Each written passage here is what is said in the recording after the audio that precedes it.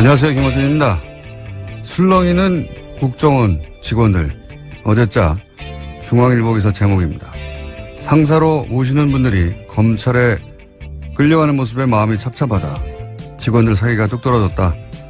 직원들 회의감이 커질 수밖에 없다. 기사가 전하는 국정원 직원들 분위기입니다. 그래서요. 국정원 직원들 마음이 착잡한 게 국민들 책임입니까? 해서는 안 되는 일을 해서 책임자들이 마땅한 처벌을 받는데 그 직원들 착잡한 걸 왜 국민들이 듣고 있어야 하나요? 국정원의 불법에 착잡하고 회의감이 드는 국민들 마음을 어쩌고요. 정보기관이 털리는 건 세계 웃음거리라는 이야기도 전합니다. 진짜 세계적인 웃음거리는 정보기관이 댓글 공작하고 합성사진이나 만들어 뿌리는 거죠. 국정원 개혁이 제대로 안착할지 회의적이다. 기사는 그렇게 끝을 맺습니다. 그래요? 국정원 직원들이 술렁이니까 다른 정권에서 또 바뀔 거니까 어차피 국정원 개혁이 힘드니까 쓸데없는 짓을 한다는 건가요? 아니면 살살 하자는 겁니까? 여기서 접자는 건가요? 이 기사의 목적이 뭡니까? 김어준의 질문이었습니다.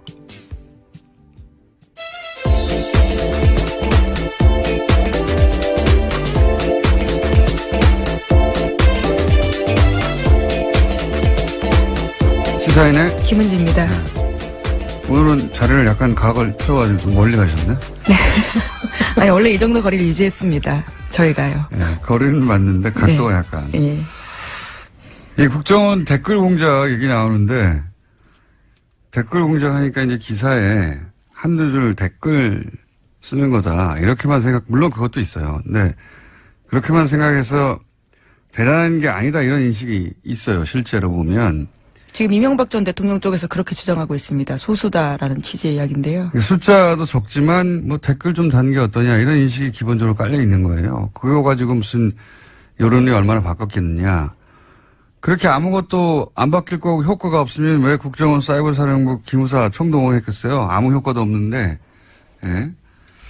그게 아니다. 이게 이제 7년 전쯤에 이 4대 보험 받는 곳에서 댓글 공작을 한다고. 예. 최초로 지적했던 댓글 공작 전문가로서 제가 댓글 공작이 훨씬 더 치밀하고 사악한 거다. 잠깐 예를 들어볼게요.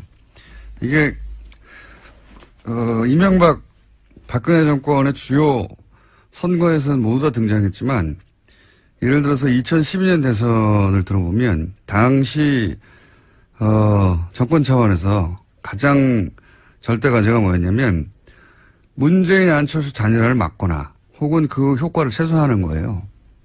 그걸 위해서 댓글 공작이 한 일을 구체적으로 얘기를 하자면 친문, 친한 싸움을 만들어냅니다. 기본적으로 이 댓글 공작하는 곳에서. 그러니까 친문, 친한 다 가짜 계정인 거예요. 이 가짜 계정으로 가짜 싸움을 만들어요. 근데 이 계정들이 갑자기 등장하는 게 아니라 사실은 갑자기 등장하는 계정도 있지만 오래 키운 계정도 있어요. 예. 키운다고 저는 표현하는데 평상시에는 정상적인 것처럼 활동하는 겁니다. 여러 가지 글도 쓰고 커뮤니티 같은 곳에서. 그런데 이제 이런 싸움을 둘 다 가짜를 만들어가지고 그 내용을 서로 정해놔요. 이쪽에서 이렇게 공격하면 이쪽에서 이렇게 받는 것으로. 그런 내용을 정해놓고 시작합니다. 가짜끼리. 가짜 싸움을 하는 거죠. 그럼 사람들이 진짜 싸움인 줄 알고 이제 같이 댓글을 달고 그 과정에서 지지자들 간의 감정이 상하죠. 이것도 여러 가지 패턴이 있는데 여하간. 본질은 똑같아요. 분열 공작인 거죠. 분열 공작. 네, 여론을 호도하고 만들는 거죠. 이게 실제 커뮤니티에서 하는 게 아니라 뭐 트윗도 하고 페이스북도 하고 뭐 카톡도 하고 모든 인터넷 공간에서 하거든요. 이렇게 특정인이나 특정 사안을 특정한 프레임으로 집중적으로 몰아가면 강력해요, 사실. 그래서 여론이 정말 그런 건 줄 아는 댓글은 그 일부에 불과한 겁니다. 이게 다 댓글 공작이라는 단어로 다 묶여서 그런 거지. 이렇게 이간질하고 배척하고 하는 진보 분열 공작은 정말 수도 없이 했어요. 수도 없이. 이런 일이 일어나면 여론에 민감한 정치인들이 가장 먼저 영향을 받고요.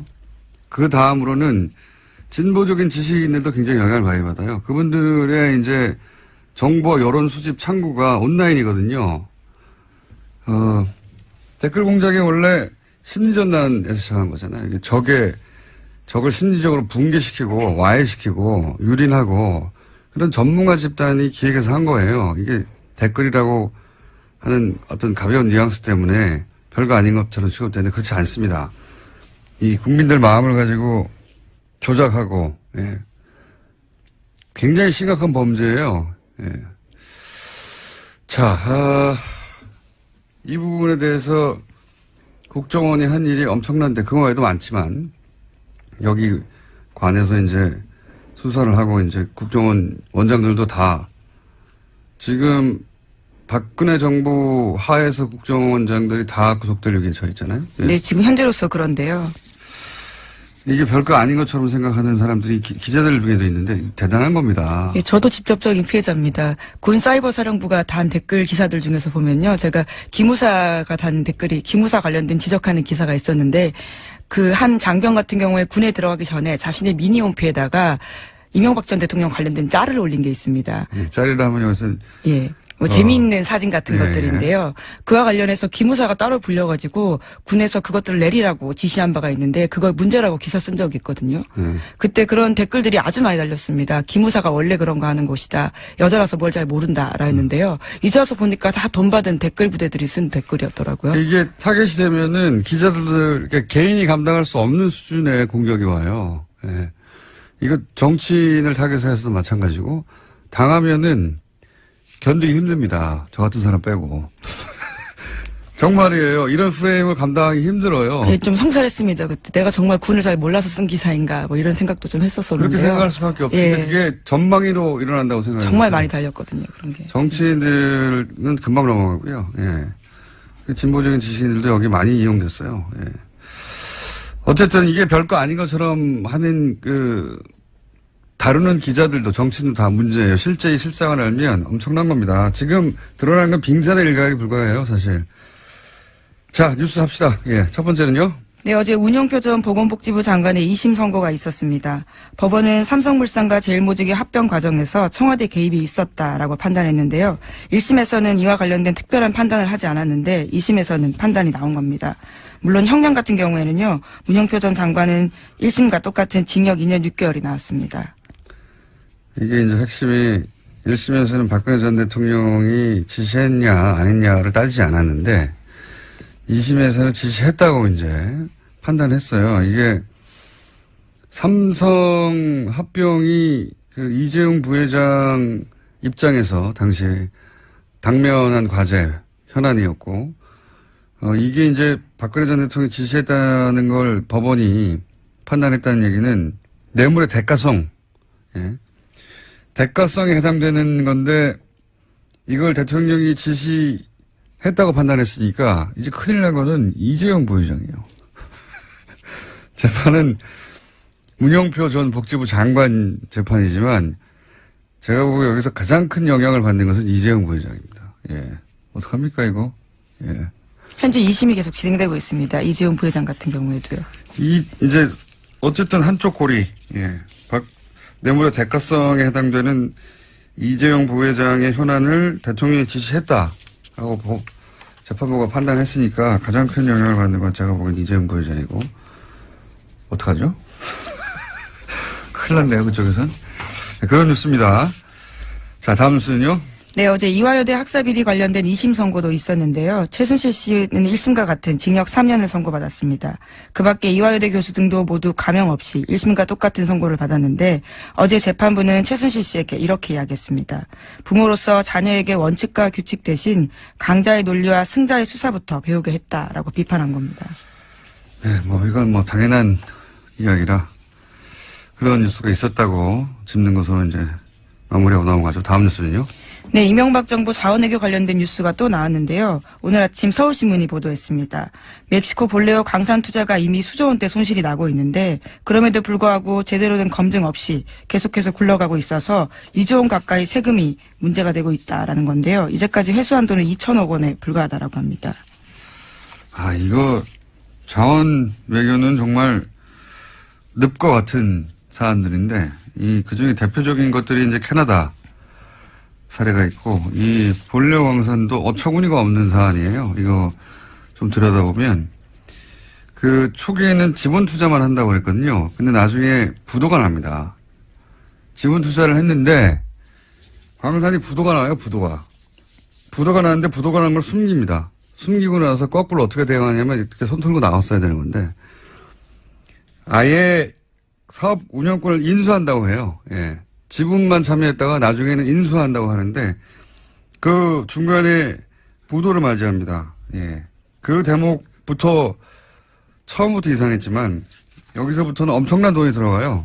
처음에는 지분 투자했다가 나중에 사업권을 운영권을 인수하면서 그리고 이게 미국의 은행이 회계가 불분명하다고 손 털고 나가는 사업이었거든요. 거기를 들어가는 거예요. 게다가 초기에 몇 불이었죠? 많습니다. 하여튼 엄청난 액수가 크니까 엄청난 액수 초기 특히 9천억 불인가요? 예. 그때 들어가는 돈들은요. 이 돈이 광산에 들어갔는지 아닌지 확인할 수가 없어요. 왜 확인할 수가 없냐면 부도가 났잖아요. 그러니까 이 회계가 불투명하고 실제 이 볼레오 현장 회계팀에서 이 돈이 들어왔는지 안 들어왔는지 자료가 없어요. 감사도 할 수 없어요. 이 돈이 제대로 쓰여졌는지 안 쓰여졌는지. 근데 여기다 2조를 더 한다는 거 아닙니까? 왜냐하면 우리가 물려있거든요, 여기에. 네, 지금 그런 상황이어서요. 현재 의원입법을 통해서 광물공사 자본금을 2조에서 4조 원으로 늘리는 안까지 국회에 제출된 상태라고 합니다. 왜냐하면 안 그러면 공사라는 건 국가가 보증하는 거 아닙니까? 공사가 망하게 생겼거든요. 공사가 망하게 생겼으니까 자본금을 늘려줘야 돼가지고. 왜냐면, 이거 하다하다. 이거 따로 한번 해야 되겠네요, 볼려. 예. 이거는 수많은 사람이 잡혀 들어가야 되는 사건이에요, 이거. 정말. 광물공사가 이제, 광물공사. 나라가 망하지 않았는데 공사가 망하게 생겼어요. 그런 상황에 처해 있습니다. 네. 이 사업 자체가 이 거대한 사기가 아닌 한 이런 일이 벌어질 수는 없는, 누구랑 하죠? 저희 한번, 요산을 집중적으로 팔 만한, 전문가를 모시고 이게 얼마나 어처구니 없는지 한번 따져보기로 하겠습니다. 이건 저는 사기라고 봅니다, 그냥. 사기가 아니라 이런 일이 벌어질 수 있나 싶은 어처구니 없는 일들이 많이 벌어졌어요. 예. 이 볼레오 건은 저희가 따로 특별히 시간을 빼서 시간을 진행하겠다고, 분호를 진행하겠다고 예고하고 다음으로 넘어가죠. 네, 이명박 전 대통령의 측근인 임태희 전 대통령 비서실장이 있는데요. 당시 국정원의 연예인 블랙리스트를 직접 보고받았다라는 오늘 아침 경향신문 보도가 있습니다. 해당 문건이 나온 건데요. 2011년 7월 무렵에 국정원이 작성한 등록금 집회 참가 연예인 신원사항 등과 같은 내용들이 있습니다. 여기에는 김여진 씨, 김규리 씨, 김미아 씨, 신해철 씨, 윤도현 씨와 같은 사람들의 이름이 쓰여 있는데요. 이와 같은 보고를 직접적으로 임태희 전 비서실장이 받았다라는 겁니다. 이게 참, 이명박 박근혜 정권 하에서는 재밌는 것이, 재밌다기보다는 화가 나는 것이, 이런 문건을 밑에서 작성했다고 칩시다. 예. 그걸 대통령 비서실장이 대통령 바로 옆에 청와대에서 대통령을 보좌하는 핵심 아닙니까? 대통령 비서실장이 연예인 블랙리스트 보고를 받고 있었다는 거예요. 네, 심지어 사정당국 관계자 말에 따르면요. 연예인 사찰 문건을 비롯한 일부 문건 같은 경우에는 수석실 거치지 않고 비서실장에게 바로 보고가 올라갔다라고 합니다. 여기에 김규리 씨, 김미화 씨, 윤도현 씨 이런 사람들 블랙리스트 올려서 어떻게 하겠습니다. 이런 걸 청와대에서 보고받고 있다는 거 아니에요. 심지어 청와대에서 먼저 요청이 오면 국정원이 작성해서 보고가 이뤄진 경우도 있다라고 합니다. 진짜 한심하지 않습니까? 연예인 사찰해가지고 대통령을 보고 안 받았나 모르겠습니다. 예. 대통령 비서실장이 이런 거 보고받고 이 사람 빼, 이 사람 너 잘하고 있어 이런 얘기 하고 있었다는 거 아니에요. 예. 윤도현 씨 빼, 이런 거 하고 있다는 건, 정말 한심하게 짝이 없습니다. 자, 다음은요. 네, 또 관련된 뉴스가 하나 더 있는데요. 이명박 정부 당시 국정원이 2010년 5월 달에 MBC가 준비하던 노무현 전 대통령 서거 1주기 특집 방송에 불방 압력을 가한 정황도 확인됐다라고 경향신문이 보도했습니다. 관련해서 김재철 사장은 선거법을 운운하면서요. 국정원 이야기를 듣고 불방 압력을 넣었는데요. 결과적으로 방송은 나갔습니다. 이걸 국정원은 어떻게 할까요? 예. PD가 특정 프로그램에서 어떤 방송을 준비하고 있다. 국정원이 미리 알았으니까, 예. 연락했을 거 아닙니까? 사장한테. 국정원이 이제 이런 시사방송을 하는 PD들도 평소에 사찰하고 있지 않고서야 이런 아이템을 알 수가 없죠. 예. 그 사찰, 아니 뭐 연예인들 사찰해가 대통령 비서실장한테 보고하는데, 예. 웬만한 주요 프로그램, 시사적인 프로그램 특히 PD들이 뭘 하는지 사찰은 당연히 했을 거라고 하는 정황이 여기서도 나오네요. 예. 자, 다음은요. 네, 바레인 방문 중인 이명박 전 대통령이요. 어제 페이스북에 자신의 이야기를 좀 올렸습니다. 강연 전문을 올린 건데요. 그 내용들이 좀 눈길을 끕니다. 자신의 어머니가 어려서부터 자기에게 열심히 일해야 한다. 정직하고 성실하게 살아야 한다면서 그러면 하나님께서 기회를 주실 것이다. 라고 해서 그렇게 말씀하셨다라는 내용을 썼습니다. 어머님이 아들이 정직하지 않을까 봐 걱정이 많으셨나 봅니다. 이런 말씀을 많이 하셨다니까. 훌륭한 어머님이시네요. 네, 이명박 전 대통령 같은 경우에는 가훈이 정직이라고도 알려져 있어서요. 네.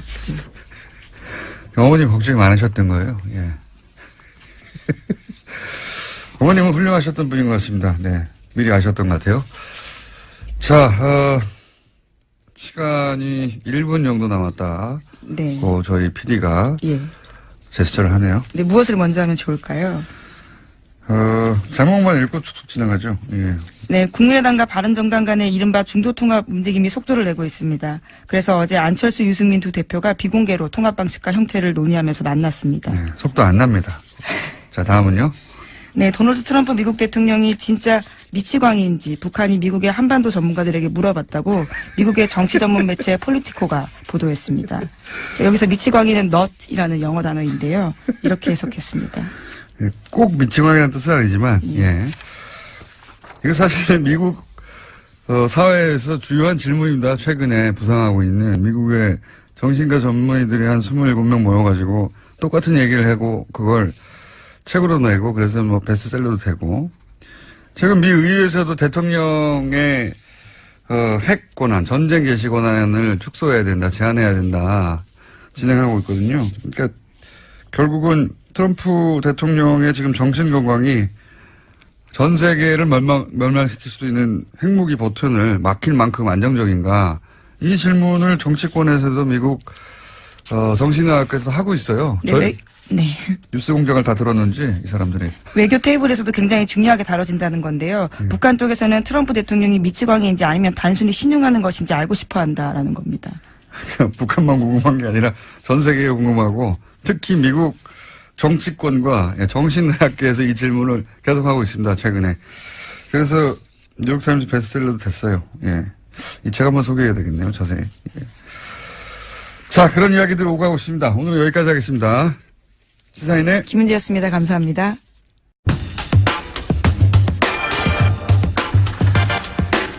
포털 네이버의 문제. 네, 저희가 꾸준히 관심을 가지고 다뤄왔던 사안입니다. 그런데 이제 지지난주였던가요? 예. 이 문제를 오랫동안 이야기하셨던 그리고 기사로 쓰셔서 네이버에서 처음으로 기사 재배치가 있었다. 외부 청탁에 의한 인정하게 만드셨던 분이죠. 저희 방송에서 나오셨던 박동희 엠스플 뉴스 대표 기자. 오늘 다시 한번 스튜디오에 나오셨습니다. 안녕하십니까. 네, 안녕하세요. 예.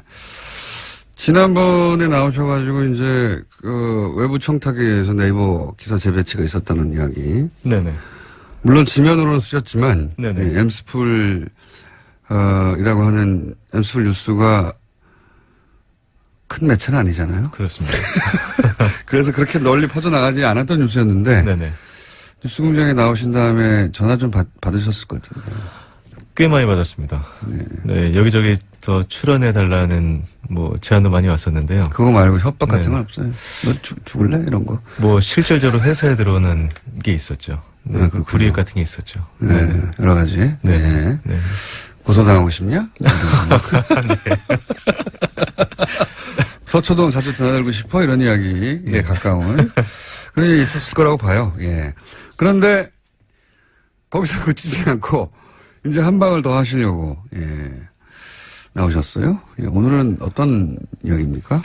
네, 네이버의 외부 청탁은 기사 재배치는 이미 기사가 됐고 또 뉴스공장을 통해서도 많은 분에게 알려졌는데요. 예. 저희가 취재했던 건 기사 재배치도 재배치지만 네이버 이 직원의 예. 좀 더 구체적으로 설명하면 이 에디터와 예. 특정 업체 유착 관계에 관해서 계속 취재해 왔고 어느 정도 저희가 밝혀냈습니다. 지난 시간에 얘기했던 것은 네이버가 네네. 외부 기관의 네네. 청탁에 의해서 기사를 잘 안 보이도록 네네. 예, 그 기관이 불편해하는 기사는 안 보이도록 재배치한다. 네네.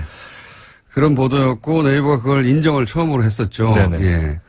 그런데 이번에는 그보다 좀 더 구체적으로 네.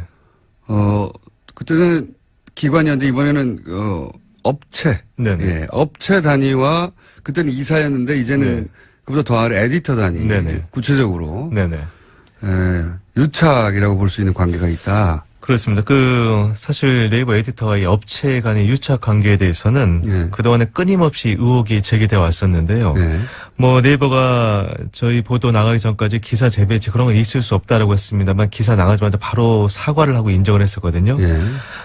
근데 이 업체와 에디터 간의 이 부적절한 관계에 대해서 만약에 다시 한번 보도가 된다면 예. 네이버가 어떤 반응을 보일지 모르겠는데요. 예. 결과적으로 업체가 에디터에게 향응을 제공하고 이 에디터가 이 업체의 뒤를 봐줬다는 내용입니다.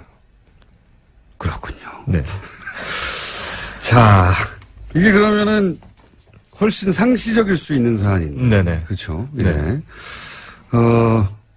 청탁을 해서 기사 재배치가 있었다는 건 문자로 잡아냈지 않습니까? 그렇습니다. 네. 그때는 구체적인. 그래서 네네. 인정할 수밖에 없었던 네네. 사안인데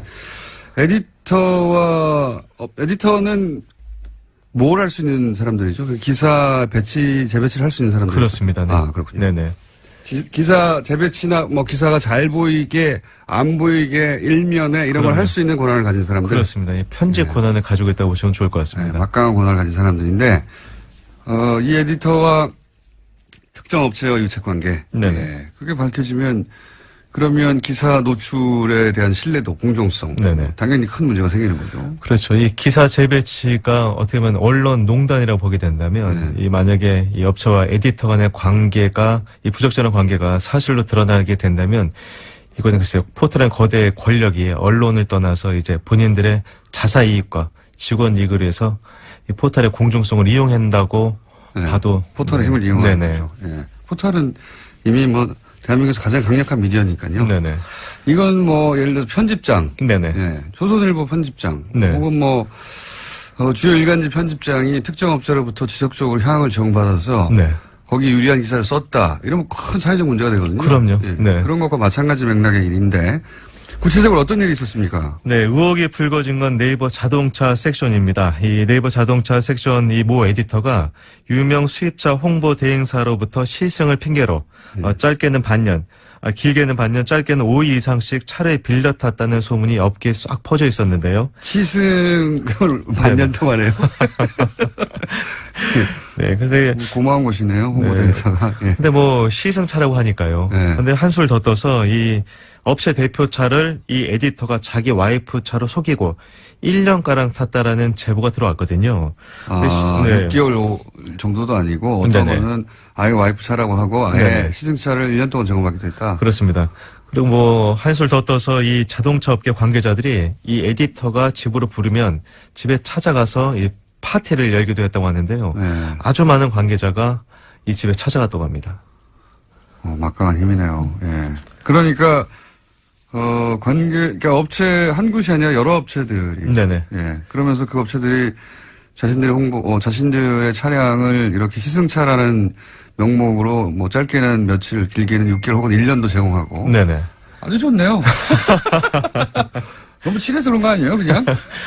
근데 이게 재미난 게요. 예. 이게 만약에 이 사람이 기자라고 한다면, 현직 기자라고 한다면 시승을 할 수 있겠죠. 예. 왜 시승일을 써야 되니까. 예. 근데 이 네이버 자동차 에디터 이 모 씨는 네이버 입사 전까지는 자동차 전문 기자였습니다만 네이버 입사 이후로는 그렇진 않거든요. 네이버 직원이잖아요. 직접 시승기를 쓴 적은 한 번도 없다. 네, 근데 본인이 저희가 찾아가서 물어봤죠. 예. 이 시승차를 이렇게 오랫동안 타고 또 네이버 에디터 굳이 그 특정 업체 시승차를 탈 필요가 있느냐.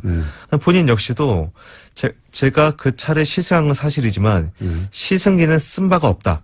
네, 그러니까 이게 직무 연관성과는 관계가 없지 않느냐. 아하. 얘기를 하는데 그렇다면 왜 시승차를 굳이 6개월 1년씩 탔냐. 네네. 차가 좋아서 시승하라고 제공해 주니까. 그리고 사실관계는 확인이 된 겁니까? 네, 6개월 1년 이런 말씀하신 거예요? 저희가 취재를 해봤는데요. 특히나 이 대차를 많이 해준 곳이 이 독일 수입차 브랜드가 많았습니다. 그렇겠죠, 아무래도. 네네. 왜냐하면 디젤 게이트 이후에 저희가 업계를 취재해 보니까 아무래도 이 브랜드 이미지를 개선하기 위해서 전방위적인 노력을 했다라고 하는데요. 저희가 이 길게는 6개월 정도 차를 이 대차 이 시승차로 줬다는 그 이 독일 브랜드를 찾아갔는데 시승차를 빌려준 적은 있다. 6개월은 아니고 10일 정도 된다라고 해서 저희가 그러면 서류를 좀 볼 수 있냐 했더니 관련 서류가 있긴 한데 보여드릴 수는 없다. 네, 그런 얘기를 했는데 더 저희가 석연치 않았던 건 뭐냐면요. 이 독일 이 자동차 브랜드가 큰 문제가 됐던 이 수입차 브랜드였었는데 이 업계에서는 언제부터인가 이 브랜드의 긍정적인 이미지의 포스나 기사들이 네이버에 많이 등장했다. 많이 등장했다. 네네, 이런 얘기가 들려왔습니다. 이게 그러면 6개월간 혹은 뭐 1년 가까이 이렇게 특정 차를 계속 시승했다는 것은 제보를 받고 이제 취재를 시작하신 거죠? 네, 제보를 받고 취재를 했고요. 네, 제보 중에서 뭐 틀린 것도 많이 있으니까요. 그래서 저희가 여러 자료나 서류를 다 취합을 하고 직접 대면 취재를 했었는데요. 제가 이 사건에서 가장 큰 문제는 이제 수입차 브랜드지만 이 업체 대표의 차를 본인이 몰고 다녔다는 의혹이었었는데요.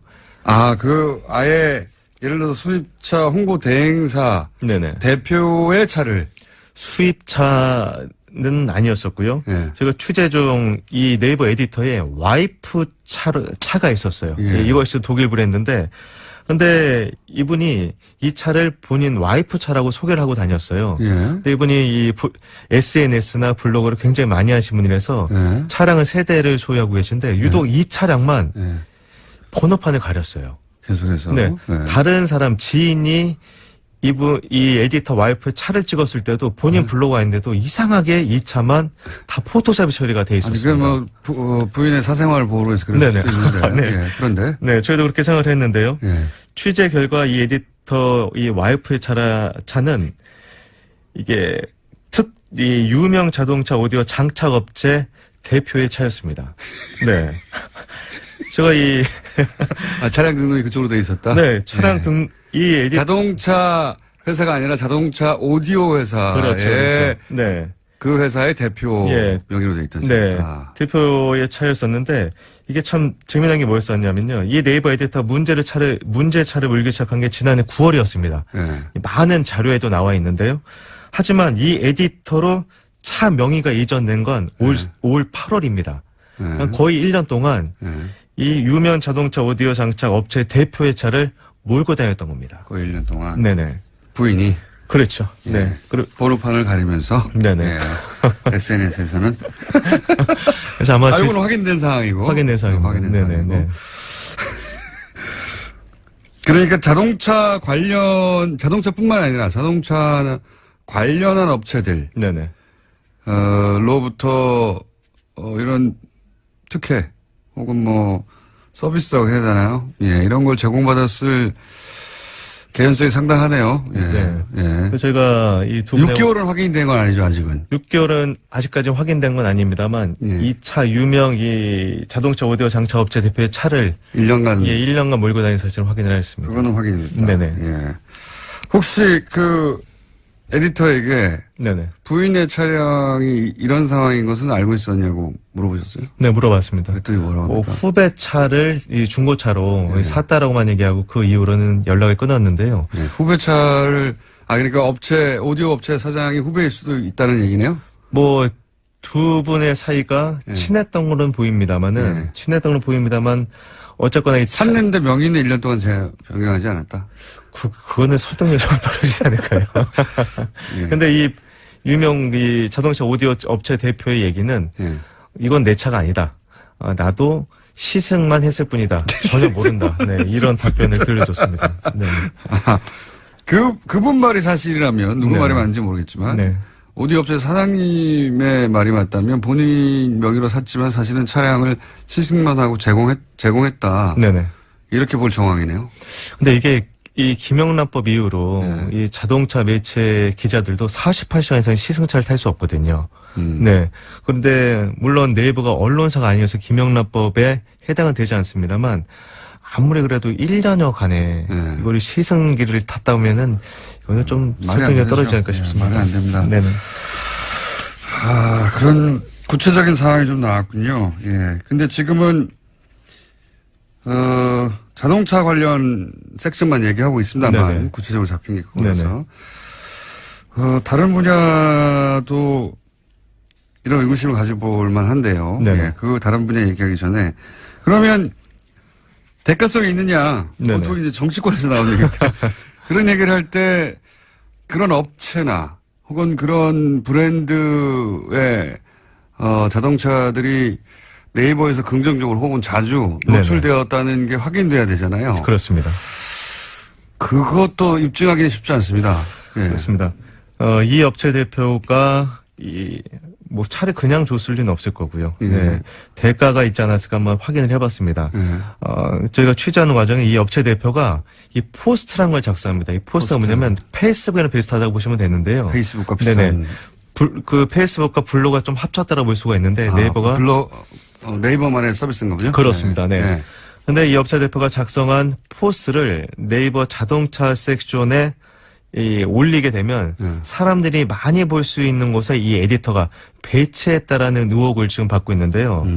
이 두 분 사이가 뭐 친했다 손 쳐도 네. 이 그건 또 상관없는 얘기죠. 그렇죠. 네네. 이 네이버 에디터가 이 특정 업체 차 대표차를 몰고 다니기 시작한 시점부터 이 업체 대표의 이 포스트가 이 네이버 자동차 주요 부분에 더 자주 배치된 것만은 제가 확인을 하였습니다. 네. 캡처도 자주 하셔야 되겠는데. 민원연과 같이 작업을 좀 해보셔야 될 것 같아요. 영광입니다. 민원연은 초 단위로 네네. 캡처하기 시작했거든요. 네네. 예, 이게 포탈은 어마어마한 생태계라서 네. 시간이 좀만 지나도 네. 어떻게 되는지 기록을 찾을 수가 없어요. 그렇습니다. 예, 그래서 네. 초 단위로 기록해야 됩니다. 그래서 네네. 모조리 다 캡처하는 거. 언제 무슨 일이 있을지 모르거든요. 네네. 그래서 되돌아가가지고 몇 월 며칠 날 몇 시부터 몇 시까지 무슨 일이 있었지? 네네. 캡처한 거를 확인해야 네. 비로소 입증할 수 있으니까요. 그 의혹을. 당사자들은 그럼 물론 사실이 아니라고 하겠네요. 그죠? 네네. 그렇습니다. 자, 이런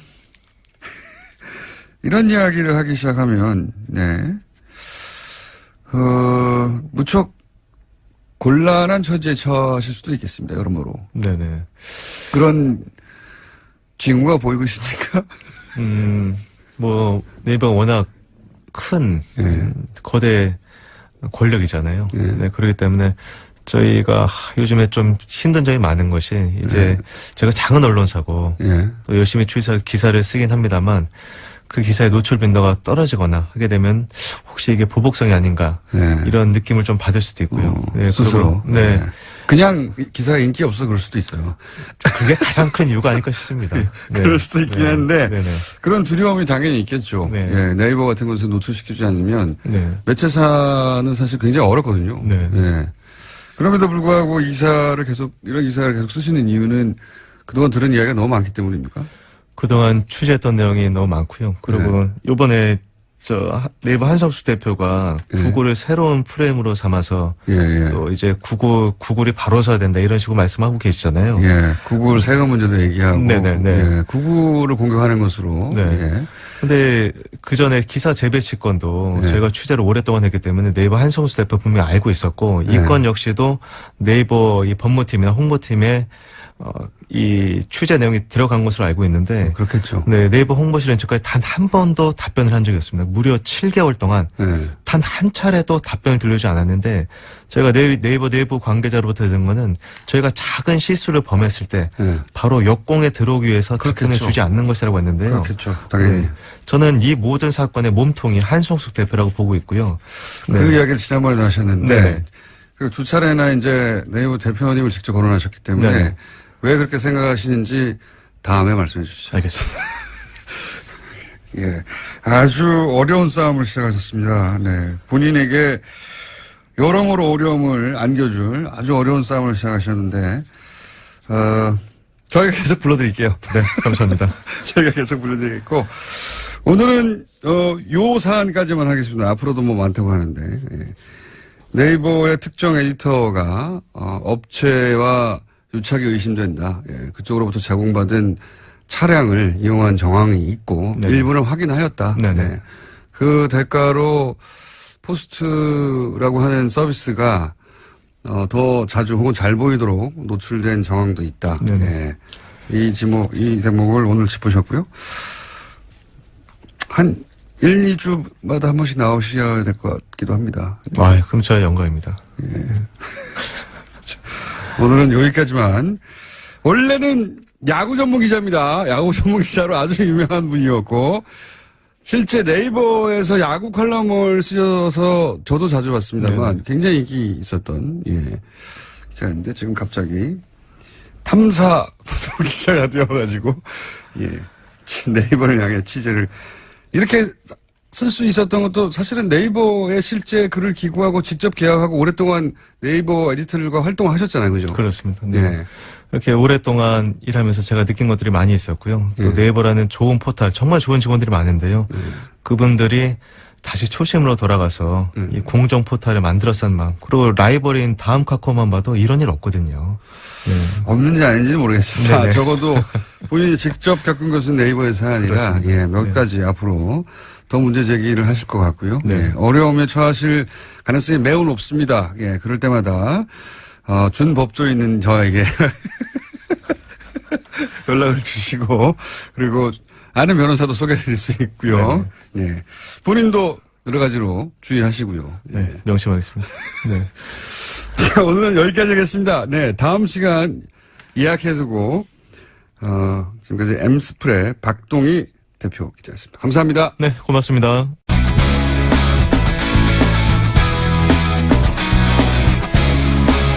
자, 시간이 짧아서, 그냥 소개 안 하고 진행하겠습니다. 3분만 있으면 되는 걸 왜 이렇게 시간을 많이 잡으셨어요? 앞에 얘기 재밌더만. 7분. 7분. 너무 길다. 7분이나 남았네. 3분이면 딱 좋은데. 누군지 소개하지 않고 바로 사안으로 들어가겠습니다. 그렇죠. 예. 양모 씨 나오셨습니다. 양모 변호사. 준법조인이세요? 근데? 밖에서 쓰다 깜짝 네, 놀랐네. 준법조인이에요, 제가. 깜짝깜짝이는 또 이상한 또 소문을 지기를 가지셨나? 원래 이 재판정 오래 달아들면. 그렇죠. 어제도 받으셨지, 참. 공직선거법 위반으로. 예. 예. 그게 벌써 5년 전, 6년 전 그러게요. 사이인데 아이도 재판하고 있습니다. 깜짝 놀랐어요, 저도. 예. 사건문을 잊어먹었네, 근데. 자, 오늘 무슨 사건입니까? 오늘 이화여대 학사비리 관련해서 최순실 씨 어제 재판 또 항소심 결론이 나왔거든요. 네. 뭐 결론은 똑같아요. 근데 정말 오늘 6분밖에 없으니까 빨리 해주세요. 하나도 틀리지 않고 실형 3년 그대로 유지가 됐고, 네. 그다음에 최경희 총장이나 그 강경숙 전 산업대학원장 또 그대로 2년 실형 유지가 됐습니다. 그 남궁옥 학사처장이었죠. 다 실형 유지가 되고 다 똑같은데 왜 나왔어요? 다 똑같아요. 오늘? 이거 하자 그러셨잖아요. 박동희 기자하고 더 얘기 길게 할 거 그랬네요. 그러게 말이에요. 다 똑같습니다. 예, 1심과 똑같습니다. 1심과 똑같아요. 변호사들만 기운이 많이 빠지죠, 이럴 때는. 예. 근데 이제 재판부에서는 뭐 뉴스를 다른 읽으세요. 것보다도 다 똑같으니까 이렇게 하고 끝나면 되는 거 아닙니까? 다른 거죠. 다른 게 뭡니까, 다른 게? 다른 게 없어요, 사실. 다른 게 없어요. 다른 게 없다고 합니다. 다른 게 없어요. 근데 말은 이제 좀 일침을 가한다고 재판부에서도 네. 부모로서 이제 자녀에게 원칙과 규칙이 아니라 강자의 논리와 승자의 수사를 배우겠다라는 네. 좀 나름 멋진 말을 하셨고요. 예. 교수들한테도 왜 교수들이 제자들에게는 정의를 얘기하면서 스스로는 부정과 편법을 저질렀느냐 라면서 질타를 했는데 의미를 굳이 찾자면 3년 실형이 사실상 확정이 된 거죠. 네. 대법원 가서 바뀔 그렇죠. 가능성이 별로 없기 때문에. 거의 없죠, 이제. 그러면 이제 최순실의 그 구속이 이제 오는 19일로 만료가 되는데 예. 16일쯤에 이제 3차 영장 청구를 한다고 하거든요. 예. 그 영장실질심사에서 영장실질심사라는 판사 입장에서는 3년 실형이 확정된 사람이기 때문에 영장을 발부해 줄 가능성이 훨씬 높아졌다라는 거죠. 그렇죠, 뭐, 사실. 네. 실형도 확정. 너무 뻔한 얘기인가요, 이것도? 아, 전문 피의자 입장으로서 너무, 피고인 입장으로서 너무 뻔한 얘기인데 하여튼. 모르는 얘기를 좀 해주세요. 예, 모르는 근데 이제 이런 생각이 듭니다. 이대 사건 처음 났을 때, 전면 부인했거든요. 그렇죠. 예, 그 교수님들 다 전면 부인하고, 그 다음에 청문회에 나와서도 사실은 다 위증했죠. 하나 새로운 얘기가 나왔네요. 네. 그러니까. 그 최경희 총장하고 남궁건 차장이 청문회에서 네. 다 모른다, 안 만났다고 네. 부정했던 부분들이 1심에서는 무죄였는데 네네. 그 부분도 유죄로 바꿨습니다. 위증으로. 예. 네. 근데 물론 형량이 달라지진 않았고요. 예. 근데 위증으로 판단했다는 게 이제 달라진 건데. 네, 예. 그렇소. 그때 이제 모든 교수님들이 다 부인하고 절대 그런 일 없다고 하고 뭐 그런 일 없다는 얘기를 뭐 몇 개월간 했죠. 교육부 감사 결과는 이미 나와 있었는데 네. 검찰보다도 수사가 아닌 상황에서도 이미 인정이 된 사안을 국회에 나와서 교수님들께서 네. 온 국민이 지켜보는데 다 아니라고 하는 바람에 1월 달에 최순실 네. 청문회 할 때 그때 다 아니라고 그랬죠. 그때 제가 이제 특검 수사 시작되면 이분들 다 분다. 그때 우리도 경고를 했었잖아요. 이렇게 네. 특검하고 교육부하고 많이 다르다. 학교에 사실은 일대로 하다간 큰일 난다. 치료실 들어가시면 네. 다 이때 사실 교수님들 이런 게 있거든요. 본인들이 항상 학생들이나 누군가를 대상으로 가르치고 본인들이 가르치는 것에 대해서 이제 반론을 제기받는 경우 드물고. 그때 제가 네. 그런 얘기 들었었죠. 교수님들을 의뢰인으로 삼았을 때 굉장히 어려움을 겪었던 적이 많다. 제가 이렇게 이 사안이 이렇게 돌아가는 게 아니다라고 하면 그게 아니라 당신이 잘못 알고 있는 거다. 가르치려고 하시고. 네.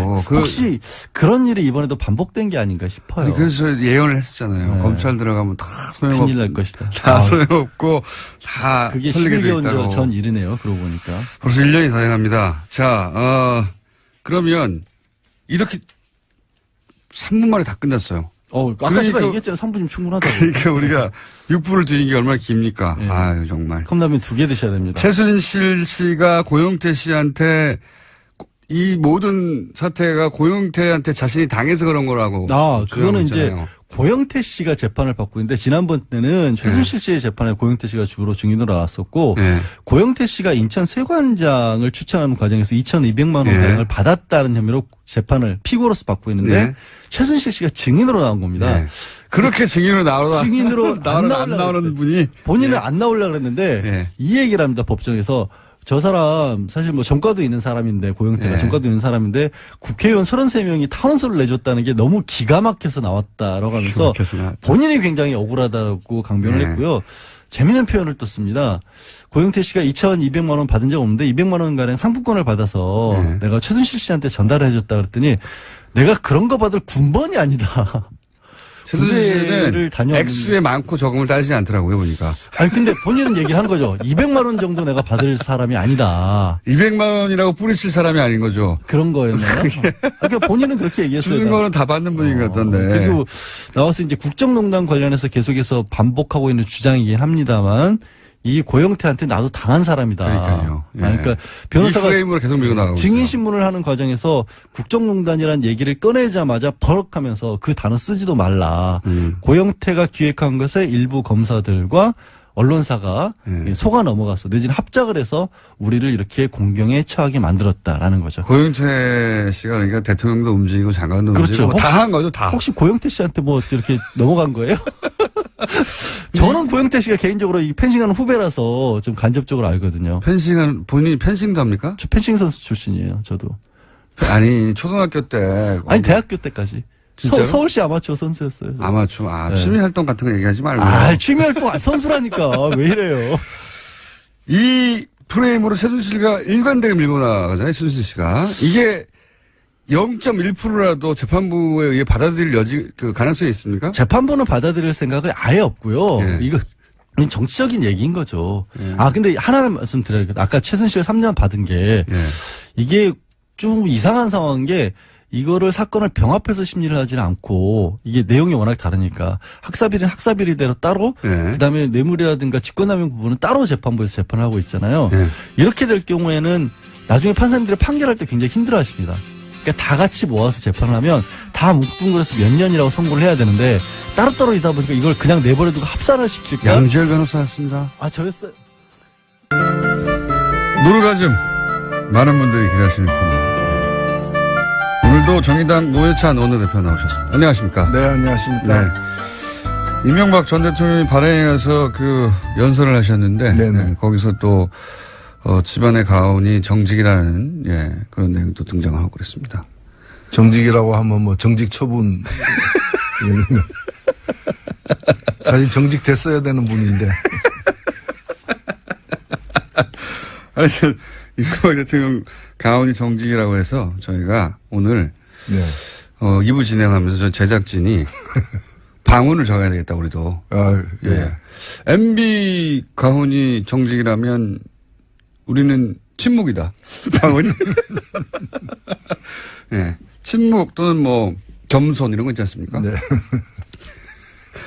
자, 방언을 좀 정해 주십시오. 예. 배려. 저희 방송의 방언은 배려, 사랑, 침묵. 이런. 좋네요. 예. 네. 겸손. 뭐 침묵은 불가능하고. 엄숙.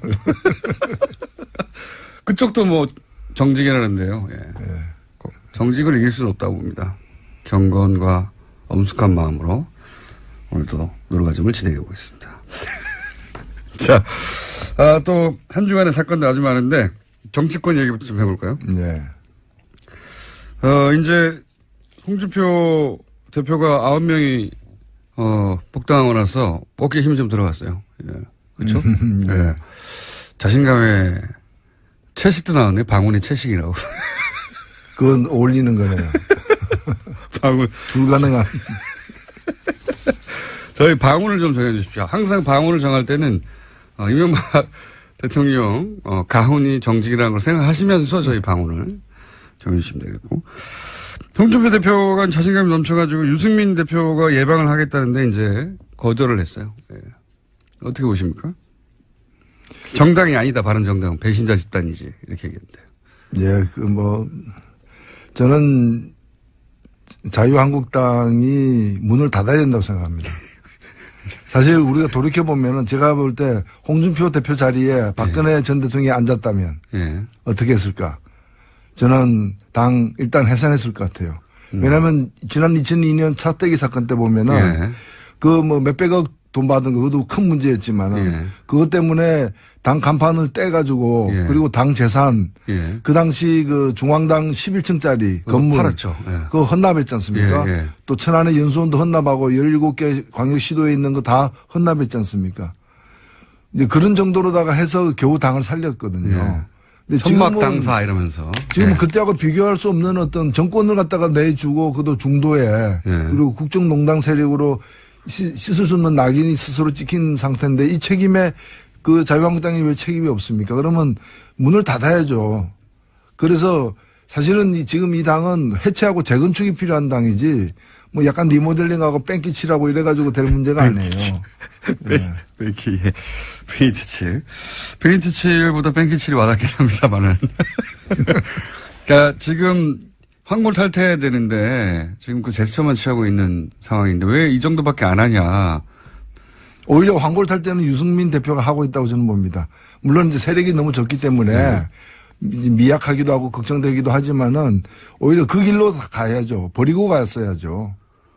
유승민 대표가 이제 하태경 의원 이야기는 사람이 좀 많이 변해가고 있다. 뭐 아마도 유승민 모든 정치인이 뭐 장점과 단점이 있지만 유승민 대표가 이제 스킨십이 좀 부족하고 그랬던 것 같습니다. 그런 말들이 있었는데 그렇게 변해가고 있다. 뭐 그런 얘기를 하고 있는데 그러면서 안철수 대표를 만났잖아요. 예. 이거는 어떤 포석입니까? 어떻게 대화하려고 하는 겁니까? 그림이 뭘까요? 아니요, 뭐 만날 수 충분히 있는 거고 또 예. 서로가 좀 비슷한 처지에 놓여 있는 면도 있는 것이고 예. 그래서 그런 서로의 필요 때문에 만나는 건 얼마든지 있을 수 있다고 봅니다. 첫 번째 만남이 그거니까. 예. 그렇죠. 근데 아마도 뭐 양현 씨 노래 중에 보면 이루어질 수 없는 사랑이라고 있는데 수 없는 사람. 예, 뭐 끝내 그 완전 통합이나 이런 거는 힘들지 않을까 보여집니다. 안철수 대표 쪽에서 오히려 더 뭐랄까요 간절한 것 같아요 지금. 그렇죠. 전혀 뭐 손해볼 게 없는 게임이라고 보고 있는 거죠. 네, 흡수 예. 합병 예, 흡사병. 예, 더 나쁘지 않다고 이렇게 보는 거죠. 사실상 사람들은 당대당 통합이라 하더라도 흡사병처럼 보이겠죠. 예, 근데 그게 실제로 가능한가에 대해서는 의문이 있는 것이 예, 그 국민의당 그렇게 되려면 그게 완전 통합이라는 이런 수준으로 간다면은 조용히 이렇게 몇 명이 들어와서 숫자가 늘어나는 정도가 예. 아니라 어떤 그 정체성까지도 이렇게 예. 서로 타협을 해야 되는 상황까지 간다면은 호남을 갖다가 버리고서나 가능한 일이 아니겠는가라는 예. 거고 바른정당도 작긴 하지만은 바른정당 내에서 이대로 가기 힘들다라고 하는 분들은 다 국민의당으로 가자는 게 아니고 예. 자유한국당으로 가자는 거거든요. 예, 예. 그 이탈파들은 예. 이탈 예정파들은 그렇기 때문에 그걸 양당의 통합을 강행하려면은 바른당에서도 그 영남 쪽 어떤 근거를 두는 분들을 그 떼놓고 가야 되는 온전히 두 당이 있는 대로 합해지긴 힘든 그 조기에 안철수 대표는 그것까지도 괜찮다고 생각하시는 게 아닐까 싶은 행보인 것이, 뭐, 호남계 의원들이 당연히 그 바른정당과 합치는 데 있어서 햇볕 정책에 대한, 예, 뭐, 견해 차이가 워낙 크고, 바른정당하고, 대북 정책에 대한 그 견해 차이가 워낙 커서 호남계 그 의원들은 우리가 그거 버리고 갈 수는 없다 얘기하고 있지 않습니까? 근데 그럼에도 불구하고 계속 같은 방향으로 나아간 걸 보면 안철수 대표의 그림은 그런 거 아닐까요? 그 호남계 의원들이 일부 떨어져 나가더라도 상관없고 그래서 조금 더 색깔이 보수에 가까워지는 것도 개의치 않고 그리고 이제 유승민 의원과 그렇게 이제 호남계 의원들이 일부 떨어져 나온 다음에 합치고 자유한국당의 대선 후보가 누가 있냐. 홍준표 후보가 다시 대선 후보로 나올 수 있겠느냐. 이미 한번 실패했는데. 그러면은 이제 보수정당, 그 자유한국당에서도 주자도 그렇게 뚜렷하지 않으니 거기서 또 일부 떨어져 나와서 이렇게 세력을 합쳐서 중도 보수의 선두주자. 뭐 이런 그림을 그리고 있는 게 아닐까. 그렇죠. 처음에 새정치할 때는 그 개혁 정치 네. 개혁으로서 정치 시작을 했었지만은 결국에 이제 거기서 자리를 잡지 못하고 또 자리를 만들지도 못하고 계속해서 이제 역함 해가지고 저 뒷칸으로 가는지 1호차를 탔는데 지금 이제 차는 계속 달리고 있는데 저 뒷칸으로 이렇게 해서 보수 정치에서 보수 영역에서 새 정치를 해보자. 이제 그런 쪽으로 가고 그렇게 보이죠. 예, 그렇게 보여지죠. 예, 점점 보수화되고 있는 것 같습니다. 그래서 온전히 통합이 아니라 일부 이제 이탈하더라도 상관없다고 생각하는 게 아닐까. 그렇죠. 내쫓지는 않겠지만은 나가는 건 말리진 않겠다라고 그런 뉘앙스로 또 얘기를 하기도 했죠. 예, 그런 스탠스인 것 같습니다. 그래서 그걸 새로운 3당 합당처럼 바라보는 게 박지원 전 대표인 것 같고, 예, 그렇게 합쳐지려고 하는 게 아니냐. 예. 그런 제안은 받을 수 없다. 이런 게 이제 박 전 대표를 위시한 호남계 의원들의 생각인 것 같은데, 가능할까요? 이 새로운 형태 3당 합당이? 조기에 가능하지는 않을 거고요. 그것을 가능성이 일단 저는 적고 또 그걸 얻으려고 했을 때 그 놓아야 될 그 감수해야 될 어떤 손실도 있기 때문에 최대치가 지방선거 때 광역단체장 그 유력 광역단체장 후보 중심으로 한 선거연대가 아닐까 이렇게 보여지고 후보. 그게 가능하려면은 본인이 예. 나가야만 그 그림도 가능하다. 본인이 안 나간 채 예.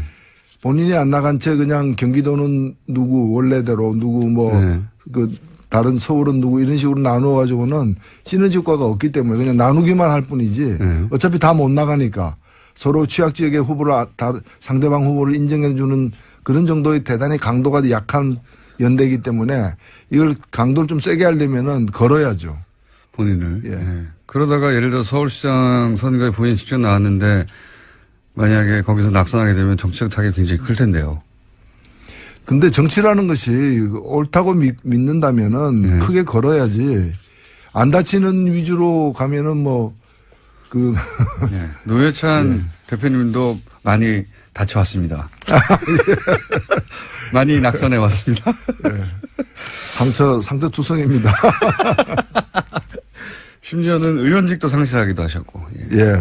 모든 종목을 석권하고 있습니다. 자, 그 정치권 이야기는 그렇고요. 최근에 MBC 사태는 이제 해결되어 갈 조짐이 보입니다. 이거 어떻게 평가하십니까? 네, 뭐 MBC는 이제 한 고비를 넘겼다고 보여지고 네. 이제 한 달 이내에 새 사장이 선임되면은 이제 빠르게 정상화되지 않을까 보여지는데 반면에 이제 KBS가 좀 시간이 많이 걸리게 지금 그렇죠. 되어 있습니다. 네. KBS 고대영 사장은 방송법이 통과되면 이제 그때 가서 거취를 결정하겠다는 건데 이 말은 안 하겠다는 거잖아요. 네. 그렇죠.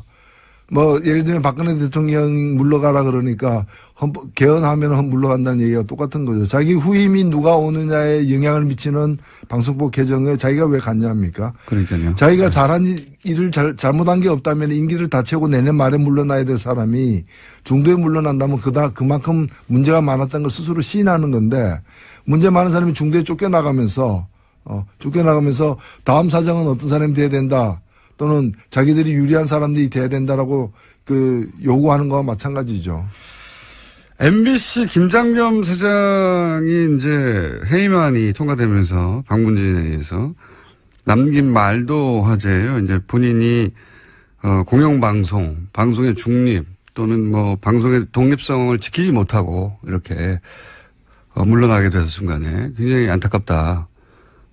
본인이 그러니까 그동안 공영방송의 독립성과 중립성을 지켜왔다는 얘기죠. 본인은. 예. 예, 그 정도 되면 이건 병입니다, 사실은. 참, 우리 언론이 언론도 많이 되돌아봐야 될 지점이에요. 이제 우리나라의 여러 가지 어떤 경제적이나 문화적 수준을 볼 때 주요 방송들이 어떤 예. 공영방송으로서 제대로 이제 신뢰받지 못하고 정립되지 못하는 데 대해서 좀 통렬한 자기 반성이 필요한 게 아닌가. 또 그걸 악용해왔던 정권들도 역시 마찬가지인 것이고. 그래서 이번 계기로 해가지고 뭐 특정 정권에 가까운 방송이 아니라 정권이 어떻게 변하든 간에 국민들을 대변하는 그런 공영방송의 어떤 공정성을 갖다가 회복이 돼야 될 것 같아요. 김장겸 사장은 이제 친박 핵심인들과 정기적인 모임을 가졌다고도 얘기되고 그리고 박근혜 전 대통령이 감옥에서 허리가 아프다 걱정되는 거죠. 예. 그런 보도를 지상파 중에 유일하게 뉴스로 계속 내보냈던 친박에 대한 걱정이 무척 많은 방송이었거든요. 예. 그러니까 공영방송이 걸어야 될 길에 대해서 기본이 안 돼 있는 거죠. 그냥 사적인 그 관계나 그런 특정한 어떤 정파의 이익을 위해서 소중한 국민의 자산인 전파를 낭비하는 그런 일을 계속 해온 거죠. 이분은 해임되고 나서 어디로 가실까요? 예.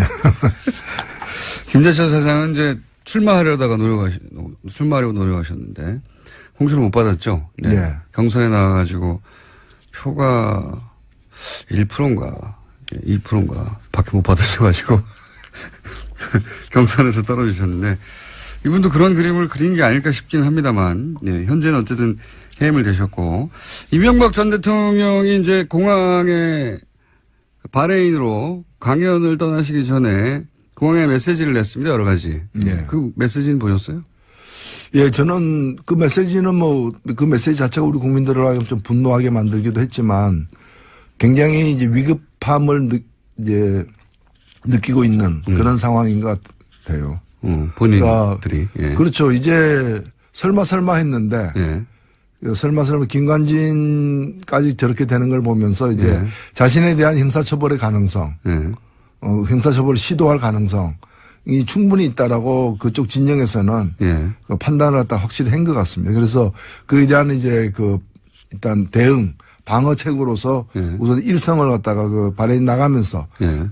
바레인 간 뒤에 또 더 얘기가 무성하게 뻔하기 때문에 이제 1단계 대응을 한 게 아닌가 이렇게 보여집니다. 이제 보통 대통령이 직접 나오면 최후의 메시지가 나오는 건데 보통은 대통령이 할 말이 아니라 대변인이 할 말 아니었나요, 사실? 그렇죠. 예, 그 정도는. 그래서 저는 대통령이 직접 나와서 저 정도 메시지 할 거면 왜 하나 싶었거든요.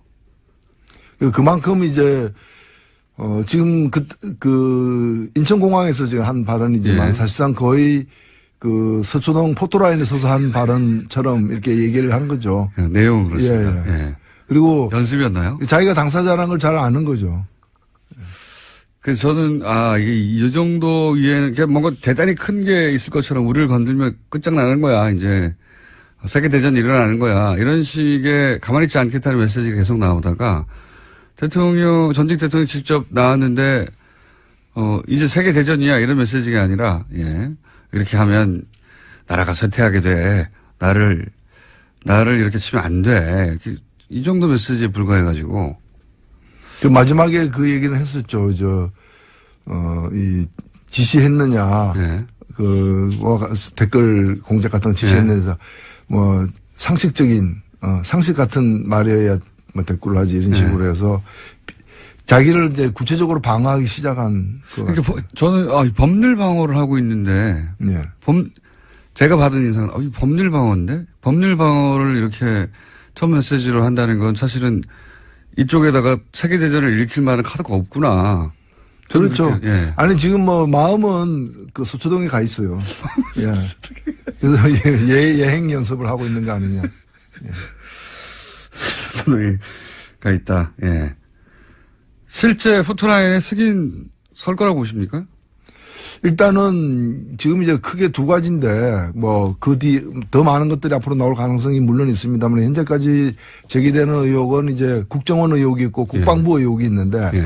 국정원 의혹은 사실은 원세훈 전 국정원장에 의해서 철저하게 부인되고 있어요. 예. 그래서 이제 그 많은 어떤 그 의혹이 있지만 예. 그 이제 당연히 보고됐을 것이다. 예. 또는 지시까지 받았을 수도 있다. 근데 이제 직접적이고 구체적인 당사자의 진술이 없기 때문에 멈춰 있는 반면에 국방부 의혹, 사이버 사이버 사령부 의혹 같은 경우에는 이제 지시를 받았고 보고를 했다라고 얘기하고 심지어는 우리 사람으로 뽑아라. 예. 그 심리 전단 이제 댓글 부대원들이죠. 그걸 느리는 걸 지시하면서 느리라라고 지시하면서 어떤 사람으로부터 충원할 것인가까지도 이제 지시를 했다는 거 아닙니까? 국방부 장관, 그러니까 사이버 사령부하고 국정원에서 각각 댓글 공장이 있었는데 국정원 쪽 댓글 공장은 원세훈 전 원장이 입을 열어야 되는데 거기는 그렇죠. 입을 안 열고 있고 예. 이쪽은 이제 이쪽은 입을 열기 시작했죠. 입을 연 거죠. 예. 그러면 이제 그 구체적 진술이 있었던 겁니다. 그러면 거기에 대해서 어쨌든 내가 진술을 그렇게 지시한 거다라고 시인하든가 예. 아니면 내가 지시한 말의 뜻은 딴 내용이었다라고 예. 이렇게 발뺌하거나 어쨌든 진술을 할 필요가 생긴 거죠. 그렇죠. 그래서 그 진술을 갖다가 서면으로 받느냐 출두시켜서 받느냐 예. 아니면은 이제 그 출장 나가서 받느냐에 예. 따라 이제 방법론만 남아있을 뿐. 그 남아있을 뿐 진술 받는 거는 불가피하다. 현재까지는. 네, 그래야 이 이제 수사가 매듭이 지어지다 그 다음 페이지로 넘어갈 수 있다라는 거죠. 그렇죠. 예, 당사자니까. 요 댓글 공자 사안은 그렇고요. 지금 한참 많은 사람들이 궁금해하는 다스는 누구 겁니까? 네. 요것도 수사가 되어서 어느 순간 포토라인에 쓸 가능성이 있지 않습니까? 그렇습니다. 예. 일단은 수사는 그 수사 진척 정도를 우리가 뭐 알 수 없고 맞습니다. 알 수 없긴 합니다만은 지난 국정감사에서 서울중앙지검장이라거나 또는 검찰총장이라거나 법무부 장관이 한 발언에 따르면은 예. 이것을 수사 못할 이유가 없다라는 예. 거고 그 뭐 문제가 이미 발견되면 해야 한다. 예. 해야 된다는 거죠. 그래서 이미 게시되었는지 안 됐는지도 확인이 지금 안 되고 있는 상황이죠. 그러니까요. 예. 그거는 댓글 공작보다는 좀 은밀히 진행되고 있는 것 같긴 합니다. 검찰 내에서. 그렇죠. 사건이 성립되는지 따져보고 있는 거 네. 수준인 것 같고. 그럼 내년쯤 돼야 이거는 윤곽이 좀 나오겠네요. 계속되는 상황이죠. 예. 네. 제가 볼 때는 예. 요즘 또 한 갈래로 자원 얘기도 그 중간중간 나오지 않습니까? 네. 볼레로 광산 얘기도 오늘 나왔던데. 이 자원 얘기 쪽은 어떻게 보십니까? 예, 뭐 이미 저쪽에서는 이건 정책적 결단으로 이루어진 사업 중에는 성공한 것도 있고 실패한 것도 있는데 그걸 다 그러니까요. 형사처벌의 대상으로 삼으면 되느냐. 예, 기본 그리고 논리가 문제가 그겁니다. 많았다는 거죠. 예. 특히 근데 자원외교 같은 경우에도 상식적으로 정책적 판단의 미스로 벌어진 것인지 예. 아니면 말도 안 되는 이제 그냥 뭐 직무유기에 가까운 그러한 예. 일탈 행위로 인해 가지고 빚어진 참사인지는 혹은 사기인지요. 예, 그렇죠. 그것도 하나 따져주십시오. 그렇죠. 예. 그리고 뭐 사실은 뭐 우리가 그런 예가 많았습니다만은 이미 예정된 사기 있죠. 예. 이제 그 과정을 통해서 뭔가 옆으로 빼돌리는 그걸 예정하고 이제 진행하는 일도 과거에 보면은 그런 대형 비리로서 있었기 때문에 이 자원외교와 관련해서 철저한 어떤 이 좀 조사가 필요하다고 봅니다. 근데 자원외교가 국내에 있었던 비리 사건하고는 다르게 해외에서 벌어졌다 보니까 돈을 추적하기도 어렵고 굉장히 수사가 어려워요. 그래서 다 왜 해외에서 했는지 모르겠는데 이게 과연 밝혀질까요? 쉬운 일은 아니죠. 굉장히 어려운 일입니다. 지금도 뭐 해외 계좌설은 뭐 끊임없이 지금 나옵니다만은 구체적인 물증을 잡기가 만만치는 않은 것 대목이죠. 자원외교야말로 사실 단위가 국내에 있는 뭐 사건들 몇백억, 뭐 천억 이런 거하고 차원이 다르지 않습니까? 조 단위로 보통 이루어졌기 때문에. 그 다음 정권하고 비교가 많이 되는 대목이죠. 박근혜 정부는 워낙에 뭘 안 했기 때문에 뭐 미용 시술이나 이런 거 소소한 거 말고는 한 게 별로 없기 때문에 크게 한 게 K스포츠 미르재단 이런 정도였던 거죠. 그러니까 그 여러 가지로 이제 법을 어긴 거에는 문제지만 규모는 그렇게 크지 않은 반면에 민간인이 딱 껴서 잡힌 거죠. 그 전 정부는 굉장히 큰 걸 많이 했죠. 시스템적으로 했습니다. 이게 훨씬 더 많은 세금이 날아가고 지금까지도 피해를 입히고 있는 건데 이거를 해결하기가 정말 어려워요. 네, 뭐 길고 짧은 건 대봐야 알죠. 뭐 지금까지 잘 감춰왔다 해서 앞으로 안 드러나라는 부분은 없는 거니까요. 자, 자원외교가 정말 어렵습니다. 내용도 어렵고 해외에서도 벌어졌고 검증하기도 어렵고 이거는 정책에 불과했다. 정책적 실패 이렇게 해버리면 그렇게 방어해 왔습니다. 지금까지. 네. 7, 8년간 그렇게 방어해 왔는데 문재인 대통령 최근에 이제 해외 순방은 종합적으로 어떻게 평가하십니까?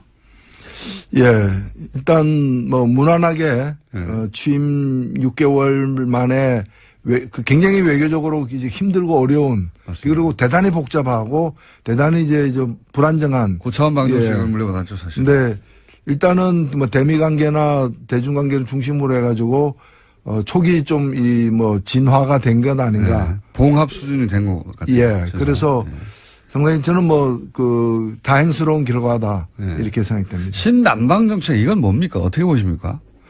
예, 신남방 정책은 지금 제가 볼 때는 미국은 기본적으로 중국을 갖다 가상의 어떤 적으로 삼고 있는 것이고 이 중국에 대응하는 이 전략 중에서 이제 아시아 지역에서 특히 남방아시아 지역에서 중국과 국경을 맞대고 있는 나라들 중에 중국과 갈등을 빚고 있는 나라 여러 나라들이 있는 거거든요. 그래서 중국을 포위한다는 거 아닙니까? 예, 그래서 그 나라들과의 어떤 관계 개선 내지 어떤 그런 또는 이제 영토 분쟁에 이제 미국이 직접 사실은 굉장히 직접적으로 개입을 하고 있지 않습니까? 미국의 어떤 그 전략 자산들이 출몰 한다거나 해가지고 그래서 그런 유대 관계를 맺는 일인데 저는 이 한미동맹하고도 관계없는 일이에요. 왜냐하면 한미동맹이란 거는 북한을 가상의 적으로 해서 북한이 쳐들어올 때 같이 대응한다는 개념인데 그래서 우리가 이라크 가거나 이런 거는 한미동맹하고 관계없는 거거든요. 그럼 미국이 다른 지역에서 벌이는 전쟁에 우리가 자동 개입할 수 없게 돼 있기 때문에 그래서 근데 이 문제는 이 남방정책에는 묘하게도 미국과 일본이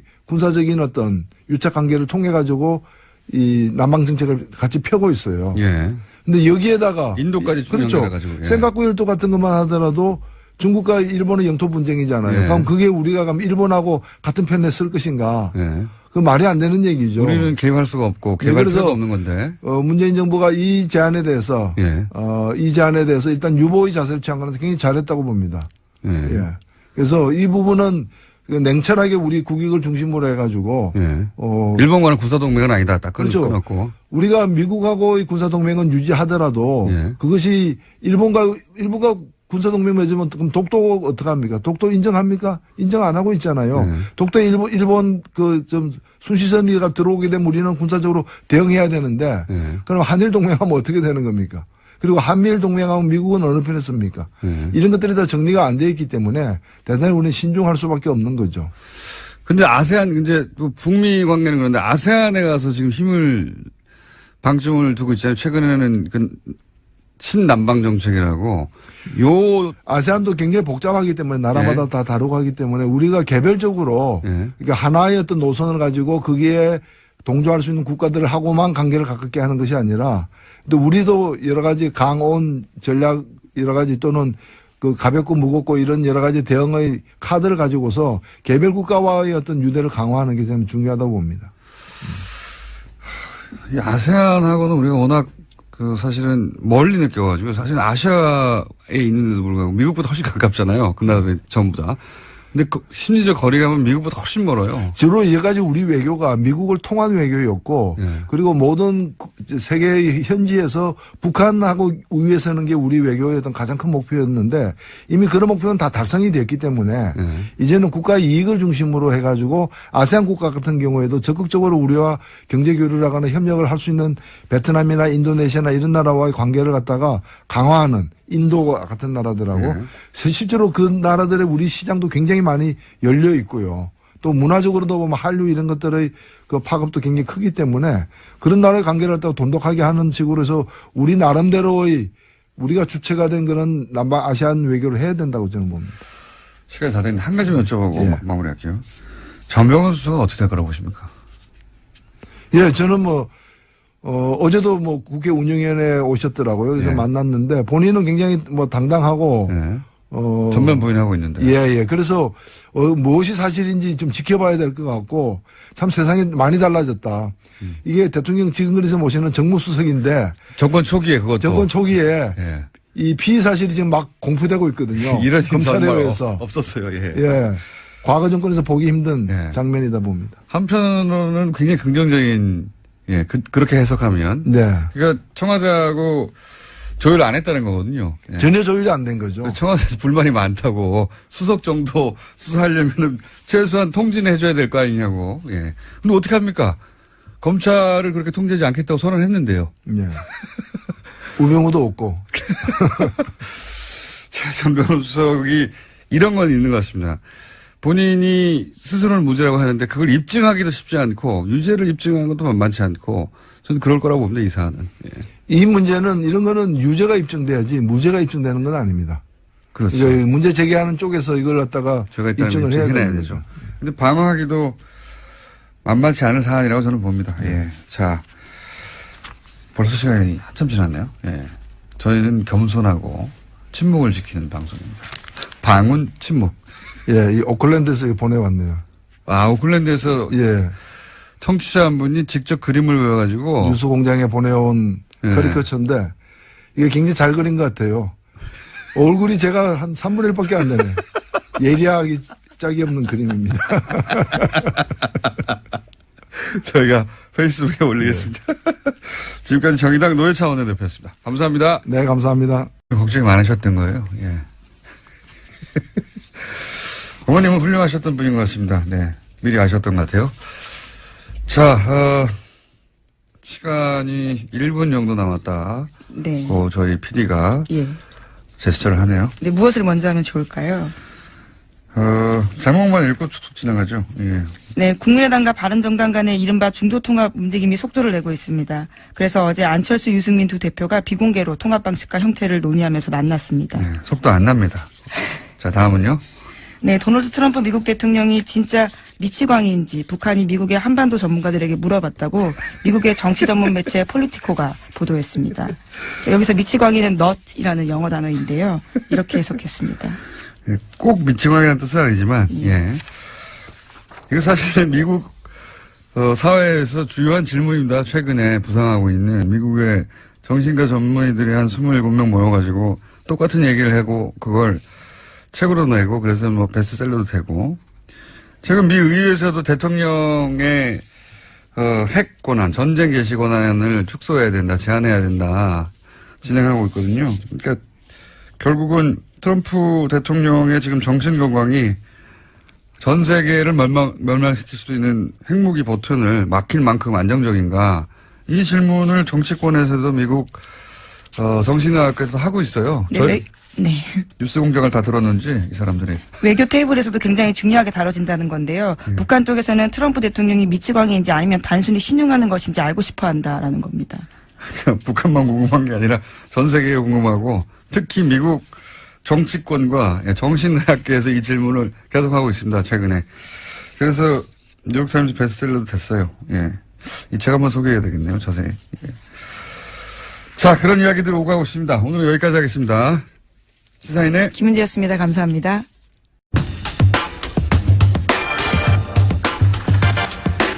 포털 네이버의 문제. 네, 저희가 꾸준히 관심을 가지고 다뤄왔던 사안입니다. 그런데 이제 지지난주였던가요? 예.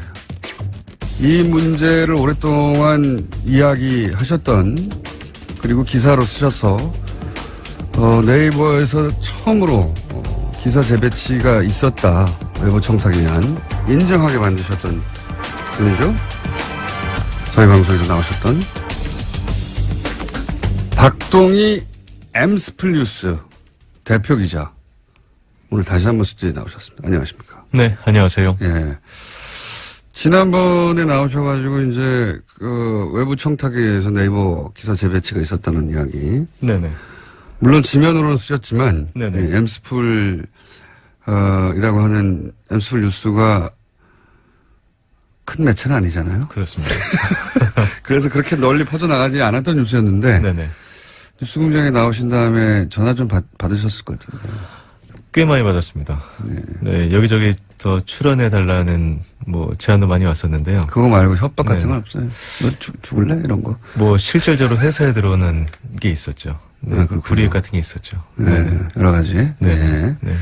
고소당하고 싶냐? 서초동 자주 드나들고 싶어? 이런 이야기에 가까운. 그런 일이 있었을 거라고 봐요. 예. 그런데 거기서 그치지 않고 이제 한 방을 더 하시려고, 예. 나오셨어요? 예. 오늘은 어떤 이야기입니까?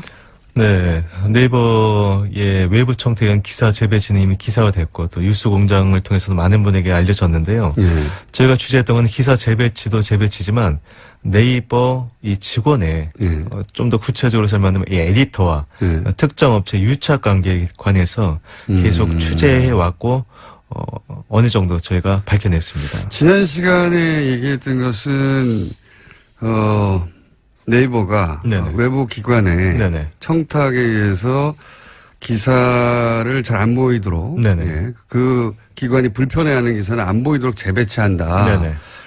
그런 보도였고 네이버가 그걸 인정을 처음으로 했었죠. 네네. 예.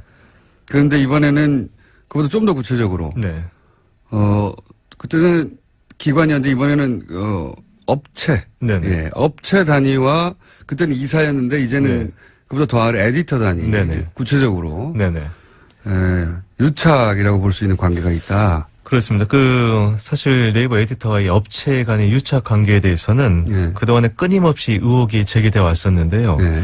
뭐 네이버가 저희 보도 나가기 전까지 기사 재배치 그런 건 있을 수 없다라고 했습니다만 기사 나가자마자 바로 사과를 하고 인정을 했었거든요. 예. 근데 이 업체와 에디터 간의 이 부적절한 관계에 대해서 만약에 다시 한번 보도가 된다면 예. 네이버가 어떤 반응을 보일지 모르겠는데요. 예. 결과적으로 업체가 에디터에게 향응을 제공하고 이 에디터가 이 업체의 뒤를 봐줬다는 내용입니다. 그렇군요. 네. 자, 이게 그러면은 훨씬 굉장히 심각한 범죄예요. 예. 자, 이 부분에 대해서 국정원이 한 일이 엄청난데 그거 외에도 많지만 여기 관해서 이제 수사를 하고 이제 국정원 원장들도 다 지금 박근혜 정부 하에서 국정원장들이 다 구속될 위기에 처해 있잖아요. 예. 네, 지금 현재로서 그런데요. 이게 별거 아닌 것처럼 생각하는 사람들이 기자들 중에도 있는데 대단한 겁니다. 예, 저도 직접적인 피해자입니다. 군 사이버사령부가 단 댓글 기사들 중에서 보면요. 제가 기무사가 단 댓글이 기무사 관련된 지적하는 기사가 있었는데 그 한 장병 같은 경우에 군에 들어가기 전에 자신의 미니 홈피에다가 이명박 전 대통령 관련된 짤을 올린 게 있습니다. 예, 짤이라 하면 여기서 예. 뭐 재미있는 사진 같은 예, 것들인데요. 그와 관련해서 기무사가 따로 불려가지고 군에서 그것들을 내리라고 지시한 바가 있는데 그걸 문제라고 기사 쓴 적이 있거든요. 그때 그런 댓글들이 아주 많이 달렸습니다. 기무사가 원래 그런 거 하는 곳이다. 여자라서 뭘 잘 모른다라 했는데요. 이제 와서 보니까 다 돈 받은 댓글 부대들이 쓴 댓글이었더라고요. 이게 타겟이 되면은 기자들, 그러니까 개인이 감당할 수 없는 수준의 공격이 와요. 예. 이거 정치인을 타겟해서도 마찬가지고, 당하면은 견디기 힘듭니다. 저 같은 사람 빼고. 정말이에요. 이런 프레임을 감당하기 힘들어요. 예, 좀 성살했습니다. 그때 내가 정말 군을 잘 몰라서 쓴 기사인가 뭐 이런 생각도 좀 했었었는데요. 그렇게 생각할 수밖에 없는데 예. 그게 전망위로 일어난다고 생각해요. 정말 많이 달렸거든요. 그런 게. 정치인들은 금방 넘어가고요. 예. 그 진보적인 지식인들도 여기 많이 이용됐어요. 예. 어쨌든 이게 별거 아닌 것처럼 하는 다루는 기자들도 정치인도 다 문제예요. 실제 이 실상을 알면 엄청난 겁니다. 지금 드러난 건 빙산의 일각에 불과해요, 사실. 자, 뉴스 합시다. 예. 첫 번째는요. 네, 어제 운영표 전 보건복지부 장관의 2심 선고가 있었습니다.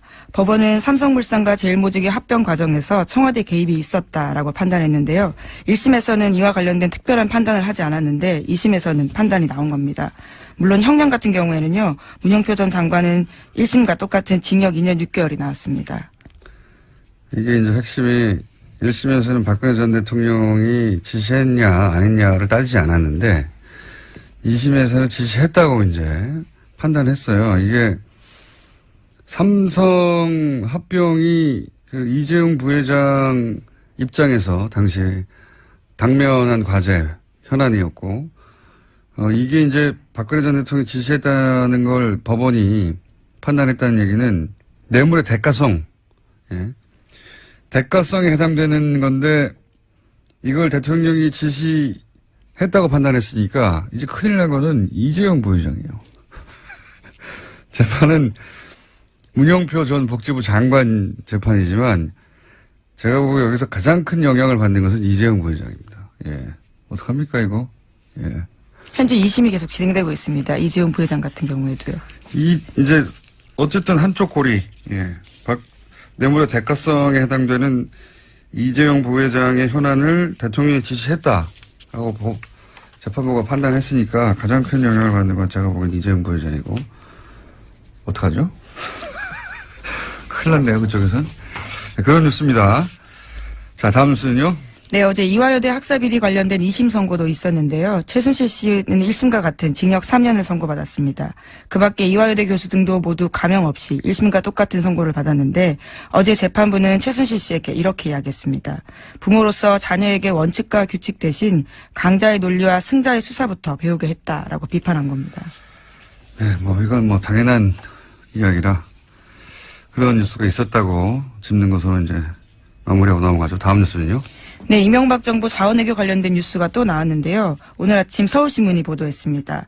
멕시코 볼레오 강산 투자가 이미 수조 원대 손실이 나고 있는데 그럼에도 불구하고 제대로 된 검증 없이 계속해서 굴러가고 있어서 2조 원 가까이 세금이 문제가 되고 있다라는 건데요. 이제까지 회수한 돈은 2천억 원에 불과하다라고 합니다. 아, 이거 자원 외교는 정말 늪과 같은 사안들인데 그중에 대표적인 것들이 이제 캐나다 사례가 있고 이 볼레오 광산도 어처구니가 없는 사안이에요. 이거 좀 들여다보면 그 초기에는 지분 투자만 한다고 그랬거든요. 근데 나중에 부도가 납니다. 지분 투자를 했는데 광산이 부도가 나요. 부도가 나는데 부도가 난 걸 숨깁니다. 숨기고 나서 거꾸로 어떻게 대응하냐면 그때 손 털고 나왔어야 되는 건데 아예 사업 운영권을 인수한다고 해요. 예. 지분만 참여했다가 나중에는 인수한다고 하는데 그 중간에 부도를 맞이합니다. 예. 그 대목부터 처음부터 이상했지만 여기서부터는 엄청난 돈이 들어가요. 처음에는 지분 투자했다가 나중에 사업권을 운영권을 인수하면서 그리고 이게 미국의 은행이 회계가 불분명하다고 손 털고 나가는 사업이었거든요. 거기를 들어가는 거예요. 게다가 초기에 몇 불이었죠? 많습니다. 하여튼 엄청난 액수가 크니까 엄청난 액수 초기 특히 9천억 불인가요? 예. 그때 들어가는 돈들은요. 이 돈이 광산에 들어갔는지 아닌지 확인할 수가 없어요. 왜 확인할 수가 없냐면 부도가 났잖아요. 그러니까 이 회계가 불투명하고 실제 이 볼레오 현장 회계팀에서 이 돈이 들어왔는지 안 들어왔는지 자료가 없어요. 감사도 할 수 없어요. 이 돈이 제대로 쓰여졌는지 안 쓰여졌는지. 근데 여기다 2조를 더한다는 거 아닙니까? 왜냐하면 우리가 물려있거든요, 여기에. 네, 지금 그런 상황이어서요. 현재 의원 입법을 통해서 광물공사 자본금을 2조에서 4조 원으로 늘리는 안까지 국회에 제출된 상태라고 합니다. 왜냐하면 안 그러면 공사. 예. 공사라는 건 국가가 보증하는 거 아닙니까? 공사가 망하게 생겼거든요. 공사가 망하게 생겼으니까 자본금을 늘려줘야 돼가지고. 왜냐면, 이거 하다하다.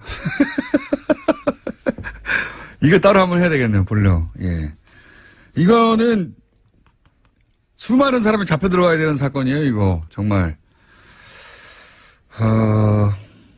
광물공사가 이제, 광물공사. 나라가 망하지 않았는데 공사가 망하게 생겼어요. 그런 상황에 처해 있습니다. 네. 이 사업 자체가 이 거대한 사기가 아닌 한 이런 일이 벌어질 수는 없는, 누구랑 하죠? 저희 한번, 요산을 집중적으로 팔 만한, 전문가를 모시고 이게 얼마나 어처구니 없는지 한번 따져보기로 하겠습니다. 이건 뭐, 저는 사기라고 봅니다, 그냥. 사기가 아니라 이런 일이 벌어질 수 있나 싶은 어처구니 없는 일들이 많이 벌어졌어요. 예. 이 볼레오 건은 저희가 따로 특별히 시간을 빼서 시간을 진행하겠다고, 분호를 진행하겠다고 예고하고 다음으로 넘어가죠. 네, 이명박 전 대통령의 측근인 임태희 전 대통령 비서실장이 있는데요. 당시 국정원의 연예인 블랙리스트를 직접 보고받았다라는 오늘 아침 경향신문 보도가 있습니다. 해당 문건이 나온 건데요. 2011년 7월 무렵에 국정원이 작성한 등록금 집회 참가 연예인 신원사항 등과 같은 내용들이 있습니다. 여기에는 김여진 씨, 김규리 씨, 김미아 씨, 신해철 씨, 윤도현 씨와 같은 사람들의 이름이 쓰여 있는데요. 이와 같은 보고를 직접적으로 임태희 전 비서실장이 받았다라는 겁니다. 이게 참, 이명박 박근혜 정권 하에서는 재밌는 것이, 재밌다기보다는 화가 나는 것이, 이런 문건을 밑에서 작성했다고 칩시다. 예. 그걸 대통령 비서실장이 보고, 대통령 바로 옆에 청와대에서 대통령을 보좌하는 핵심 아닙니까? 대통령 비서실장이 연예인 블랙리스트 보고를 받고 있었다는 거예요. 네, 심지어 사정당국 관계자 말에 따르면요. 연예인 사찰 문건을 비롯한 일부 문건 같은 경우에는 수석실 거치지 않고 비서실장에게 바로 보고가 올라갔다라고 합니다. 여기에 김규리 씨, 거죠. 김미화 씨, 윤도현 씨 이런 사람들 블랙리스트 올려서 어떻게 하겠습니다. 이런 걸 청와대에서 보고받고 있다는 거 아니에요. 심지어 청와대에서 먼저 요청이 오면 국정원이 작성해서 보고가 이뤄진 경우도 있다라고 합니다. 진짜 한심하지 않습니까? 연예인 사찰해가지고 대통령을 보고 안 받았나 모르겠습니다. 예. 대통령 비서실장 이런 거 보고받고 이 사람 빼, 이 사람 너 잘하고 있어 이런 얘기 하고 있었다는 거 아니에요. 예. 윤도현 씨 빼, 이런 거 하고 있었다는 건 정말 한심하게 짝이 없습니다. 자, 다음은요. 네, 또 관련된 뉴스가 하나 더 있는데요. 이명박 정부 당시 국정원이 2010년 5월 달에 MBC가 준비하던 노무현 전 대통령 서거 1주기 특집 방송에 불방 압력을 가한 정황도 확인됐다라고 경향신문이 보도했습니다. 관련해서 김재철 사장은 선거법을 운운하면서요. 국정원 이야기를 듣고 불방 압력을 넣었는데요. 결과적으로 방송은 나갔습니다. 이걸 국정원은 어떻게 할까요? 예. PD가 특정 프로그램에서 어떤 방송을 준비하고 있다. 국정원이 미리 알았으니까, 예. 연락했을 거 아닙니까? 사장한테. 국정원이 이제 이런 시사방송 하는 PD들도 평소에 사찰하고 있지 않고서야 이런 아이템을 알 수가 없죠. 예. 그 사찰, 연예인들 사찰해가 대통령 비서실장한테 보고하는데, 예. 웬만한 주요 프로그램, 시사적인 프로그램 특히, PD들이 뭘 하는지, 사찰은 당연히 했을 거라고 하는 정황이 여기서도 나오네요. 예. 자, 다음은요. 네, 바레인 방문 중인 이명박 전 대통령이요. 어제 페이스북에 자신의 이야기를 좀 올렸습니다. 강연 전문을 올린 건데요. 그 내용들이 좀 눈길을 끕니다. 자신의 어머니가 어려서부터 자기에게 열심히 일해야 한다. 정직하고 성실하게 살아야 한다면서 그러면 하나님께서 기회를 주실 것이다. 라고 해서 그렇게 말씀하셨다라는 내용을 썼습니다. 어머님이 아들이 정직하지 않을까봐 걱정이 많으셨나 봅니다. 이런 말씀을 많이 하셨다니까. 훌륭한 어머님이시네요. 네, 이명박 전 대통령 같은 경우에는 가훈이 정직이라고도 알려져 있어서요. 어머님 상시적일 수 있는 사안인데. 네네. 그렇죠. 네. 네. 청탁을 해서 기사 재배치가 있었다는 건 문자로 잡아냈지 않습니까? 그렇습니다. 네. 그때는 구체적인. 그래서 네네. 인정할 수밖에 없었던 네네. 사안인데 에디터는 뭘 할 수 있는 사람들이죠? 기사 배치, 재배치를 할 수 있는 사람들. 그렇습니다. 네. 아, 그렇군요. 네네. 기사 재배치나 뭐 기사가 잘 보이게 안 보이게 일면에 이런 걸 할 수 있는 권한을 가진 사람들. 그렇습니다. 이 편집 네. 권한을 가지고 있다고 보시면 좋을 것 네, 같습니다. 막강한 권한을 가진 사람들인데, 이 에디터와 특정 업체와 유착관계. 네네. 네, 그게 밝혀지면 그러면 기사 노출에 대한 신뢰도, 공정성. 네네. 당연히 큰 문제가 생기는 거죠. 그렇죠. 이 기사 재배치가 어떻게 보면 언론 농단이라고 보게 된다면, 이 만약에 이 업체와 에디터 간의 관계가, 이 부적절한 관계가 사실로 드러나게 된다면, 이거는 글쎄요, 포털의 거대 권력이 언론을 떠나서 이제 본인들의 자사 이익과 직원 이익을 위해서 이 포털의 공정성을 이용한다고 네. 봐도. 포털의 힘을 이용하는 네네. 거죠. 예. 포털은 이미 뭐 대한민국에서 가장 강력한 미디어니까요. 네네. 이건 뭐 예를 들어서 편집장, 네네. 예, 조선일보 편집장, 네. 혹은 뭐 주요 일간지 편집장이 특정 업체로부터 지속적으로 향을 정받아서 네. 거기 유리한 기사를 썼다. 이러면 큰 사회적 문제가 되거든요. 그럼요. 예, 네. 그런 것과 마찬가지 맥락의 일인데 구체적으로 어떤 일이 있었습니까? 네, 의혹이 불거진 건 네이버 자동차 섹션입니다. 이 네이버 자동차 섹션 이 모 에디터가 유명 수입차 홍보 대행사로부터 시승을 핑계로 짧게는 반년, 길게는 반년, 짧게는 5일 이상씩 차를 빌려 탔다는 소문이 업계에 싹 퍼져 있었는데요. 시승을 반년 동안 해요. 네, 근데 고마운 것이네요. 홍보 네. 대행사가. 예. 근데 뭐 시승차라고 하니까요. 네. 근데 한술 더 떠서 이 업체 대표 차를 이 에디터가 자기 와이프 차로 속이고 1년가량 탔다라는 제보가 들어왔거든요. 근데 6개월 정도도 아니고 어떤 네네. 거는 아예 와이프 차라고 하고 아예 네네. 시승차를 1년 동안 점검하기도 했다. 그렇습니다. 그리고 뭐 한술 더 떠서 이 자동차 업계 관계자들이 이 에디터가 집으로 부르면 집에 찾아가서 이 파티를 열기도 했다고 하는데요. 네. 아주 많은 관계자가 이 집에 찾아갔다고 합니다. 막강한 힘이네요. 예. 그러니까 그러니까 업체 한 곳이 아니라 여러 업체들이. 네네. 예. 그러면서 그 업체들이 자신들의 차량을 이렇게 시승차라는 명목으로 뭐 짧게는 며칠, 길게는 6개월 혹은 1년도 제공하고. 네네. 아주 좋네요.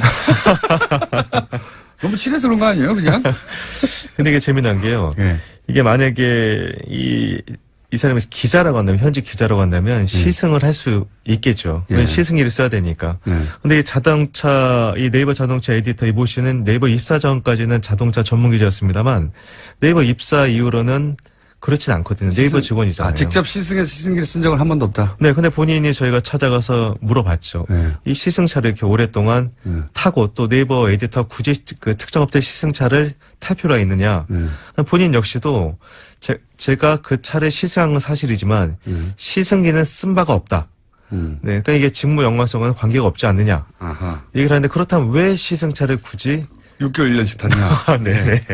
차가 좋아서 시승하라고 제공해 주니까. 그리고 사실관계는 확인이 된 겁니까? 네, 6개월 1년 이런 말씀하신 거예요? 저희가 취재를 해봤는데요. 특히나 이 대차를 많이 해준 곳이 이 독일 수입차 브랜드가 많았습니다. 그렇겠죠, 아무래도. 네네. 왜냐하면 디젤 게이트 이후에 저희가 업계를 취재해 보니까 아무래도 이 브랜드 이미지를 개선하기 위해서 전방위적인 노력을 했다라고 하는데요.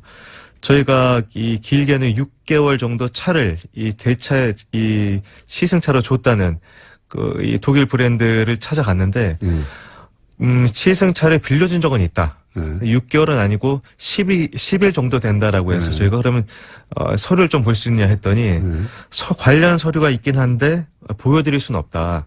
네, 그런 얘기를 했는데 더 저희가 석연치 않았던 건 뭐냐면요. 이 독일 이 자동차 브랜드가 큰 문제가 됐던 이 수입차 브랜드였었는데 이 업계에서는 언제부터인가 이 브랜드의 긍정적인 이미지의 포스나 기사들이 네이버에 많이 등장했다. 많이 등장했다. 네네, 이런 얘기가 들려왔습니다.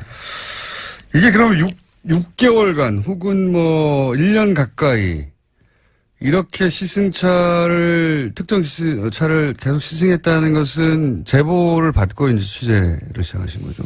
네, 제보를 받고 취재를 했고요. 근데 네. 제보 중에서 뭐 틀린 것도 많이 있으니까요. 그래서 네. 저희가 여러 자료나 서류를 다 취합을 하고 직접 대면 취재를 했었는데요. 제가 이 사건에서 가장 큰 문제는 이제 수입차 브랜드지만 이 업체 대표의 차를 본인이 몰고 다녔다는 의혹이었었는데요.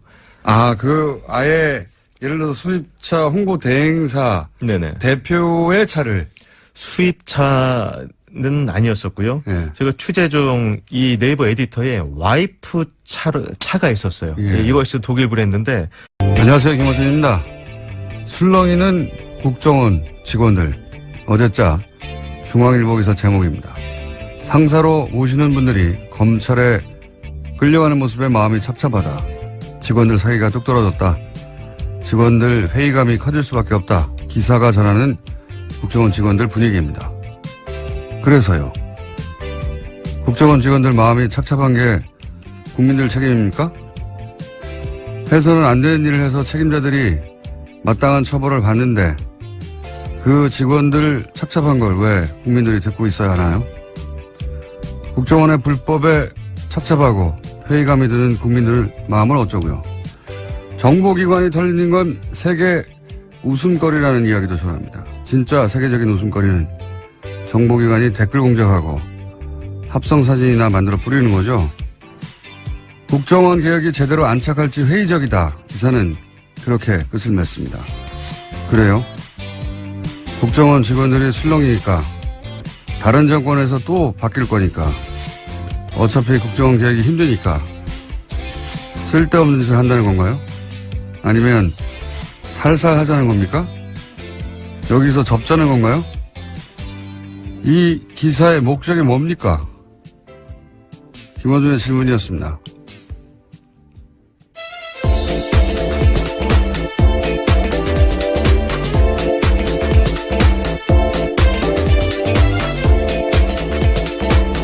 시사인의 김은지입니다. 오늘은 자리를 약간 각을 틀어가지고 좀 멀리 가셨네? 아니, 원래 이 정도 거리를 유지했습니다. 저희가요. 예, 거리는 맞는데 각도가 네. 약간. 예. 이 국정원 댓글 공작 얘기 나오는데 댓글 공작하니까 이제 기사에 한두 줄 댓글 쓰는 거다. 이렇게만 물론 그것도 있어요. 근데 그렇게만 생각해서 대단한 게 아니다 이런 인식이 있어요. 실제로 보면. 지금 이명박 전 대통령 쪽에서 그렇게 주장하고 있습니다. 소수다라는 취지의 이야기인데요. 숫자도 적지만 뭐 댓글 좀 단 게 어떠냐 이런 인식이 기본적으로 깔려 있는 거예요. 그거 가지고 무슨 여론이 얼마나 바뀌었겠느냐. 그렇게 아무것도 안 바뀔 거고 효과가 없으면 왜 국정원 사이버사령부 기무사 총동원했겠어요. 아무 효과도 없는데. 예. 그게 아니다. 이게 이제 7년 전쯤에 이 4대 보험 받는 곳에서 댓글 공작을 한다고. 예. 최초로 지적했던 댓글 공작 전문가로서 제가 댓글 공작이 훨씬 더 치밀하고 사악한 거다. 잠깐 예를 들어볼게요. 이게 이명박 박근혜 정권의 주요 선거에서는 모두 다 등장했지만 예를 들어서 2012년 대선을 들어보면 당시 정권 차원에서 가장 절대 과제가 뭐였냐면 문재인 안철수 단일화를 막거나 혹은 그 효과를 최소화하는 거예요. 그걸 위해서 댓글 공작이 한 일을 구체적으로 얘기를 하자면 친문 친한 싸움을 만들어냅니다. 기본적으로 이 댓글 공작하는 곳에서. 그러니까 친문 친한 다 가짜 계정인 거예요.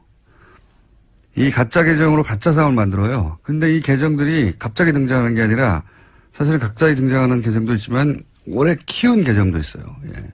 키운다고 저는 표현하는데 평상시에는 정상적인 것처럼 활동하는 겁니다. 여러 가지 글도 쓰고 커뮤니티 같은 곳에서. 그런데 이제 이런 싸움을 둘 다 가짜를 만들어가지고 그 내용을 서로 정해놔요. 이쪽에서 이렇게 공격하면 이쪽에서 이렇게 받는 것으로.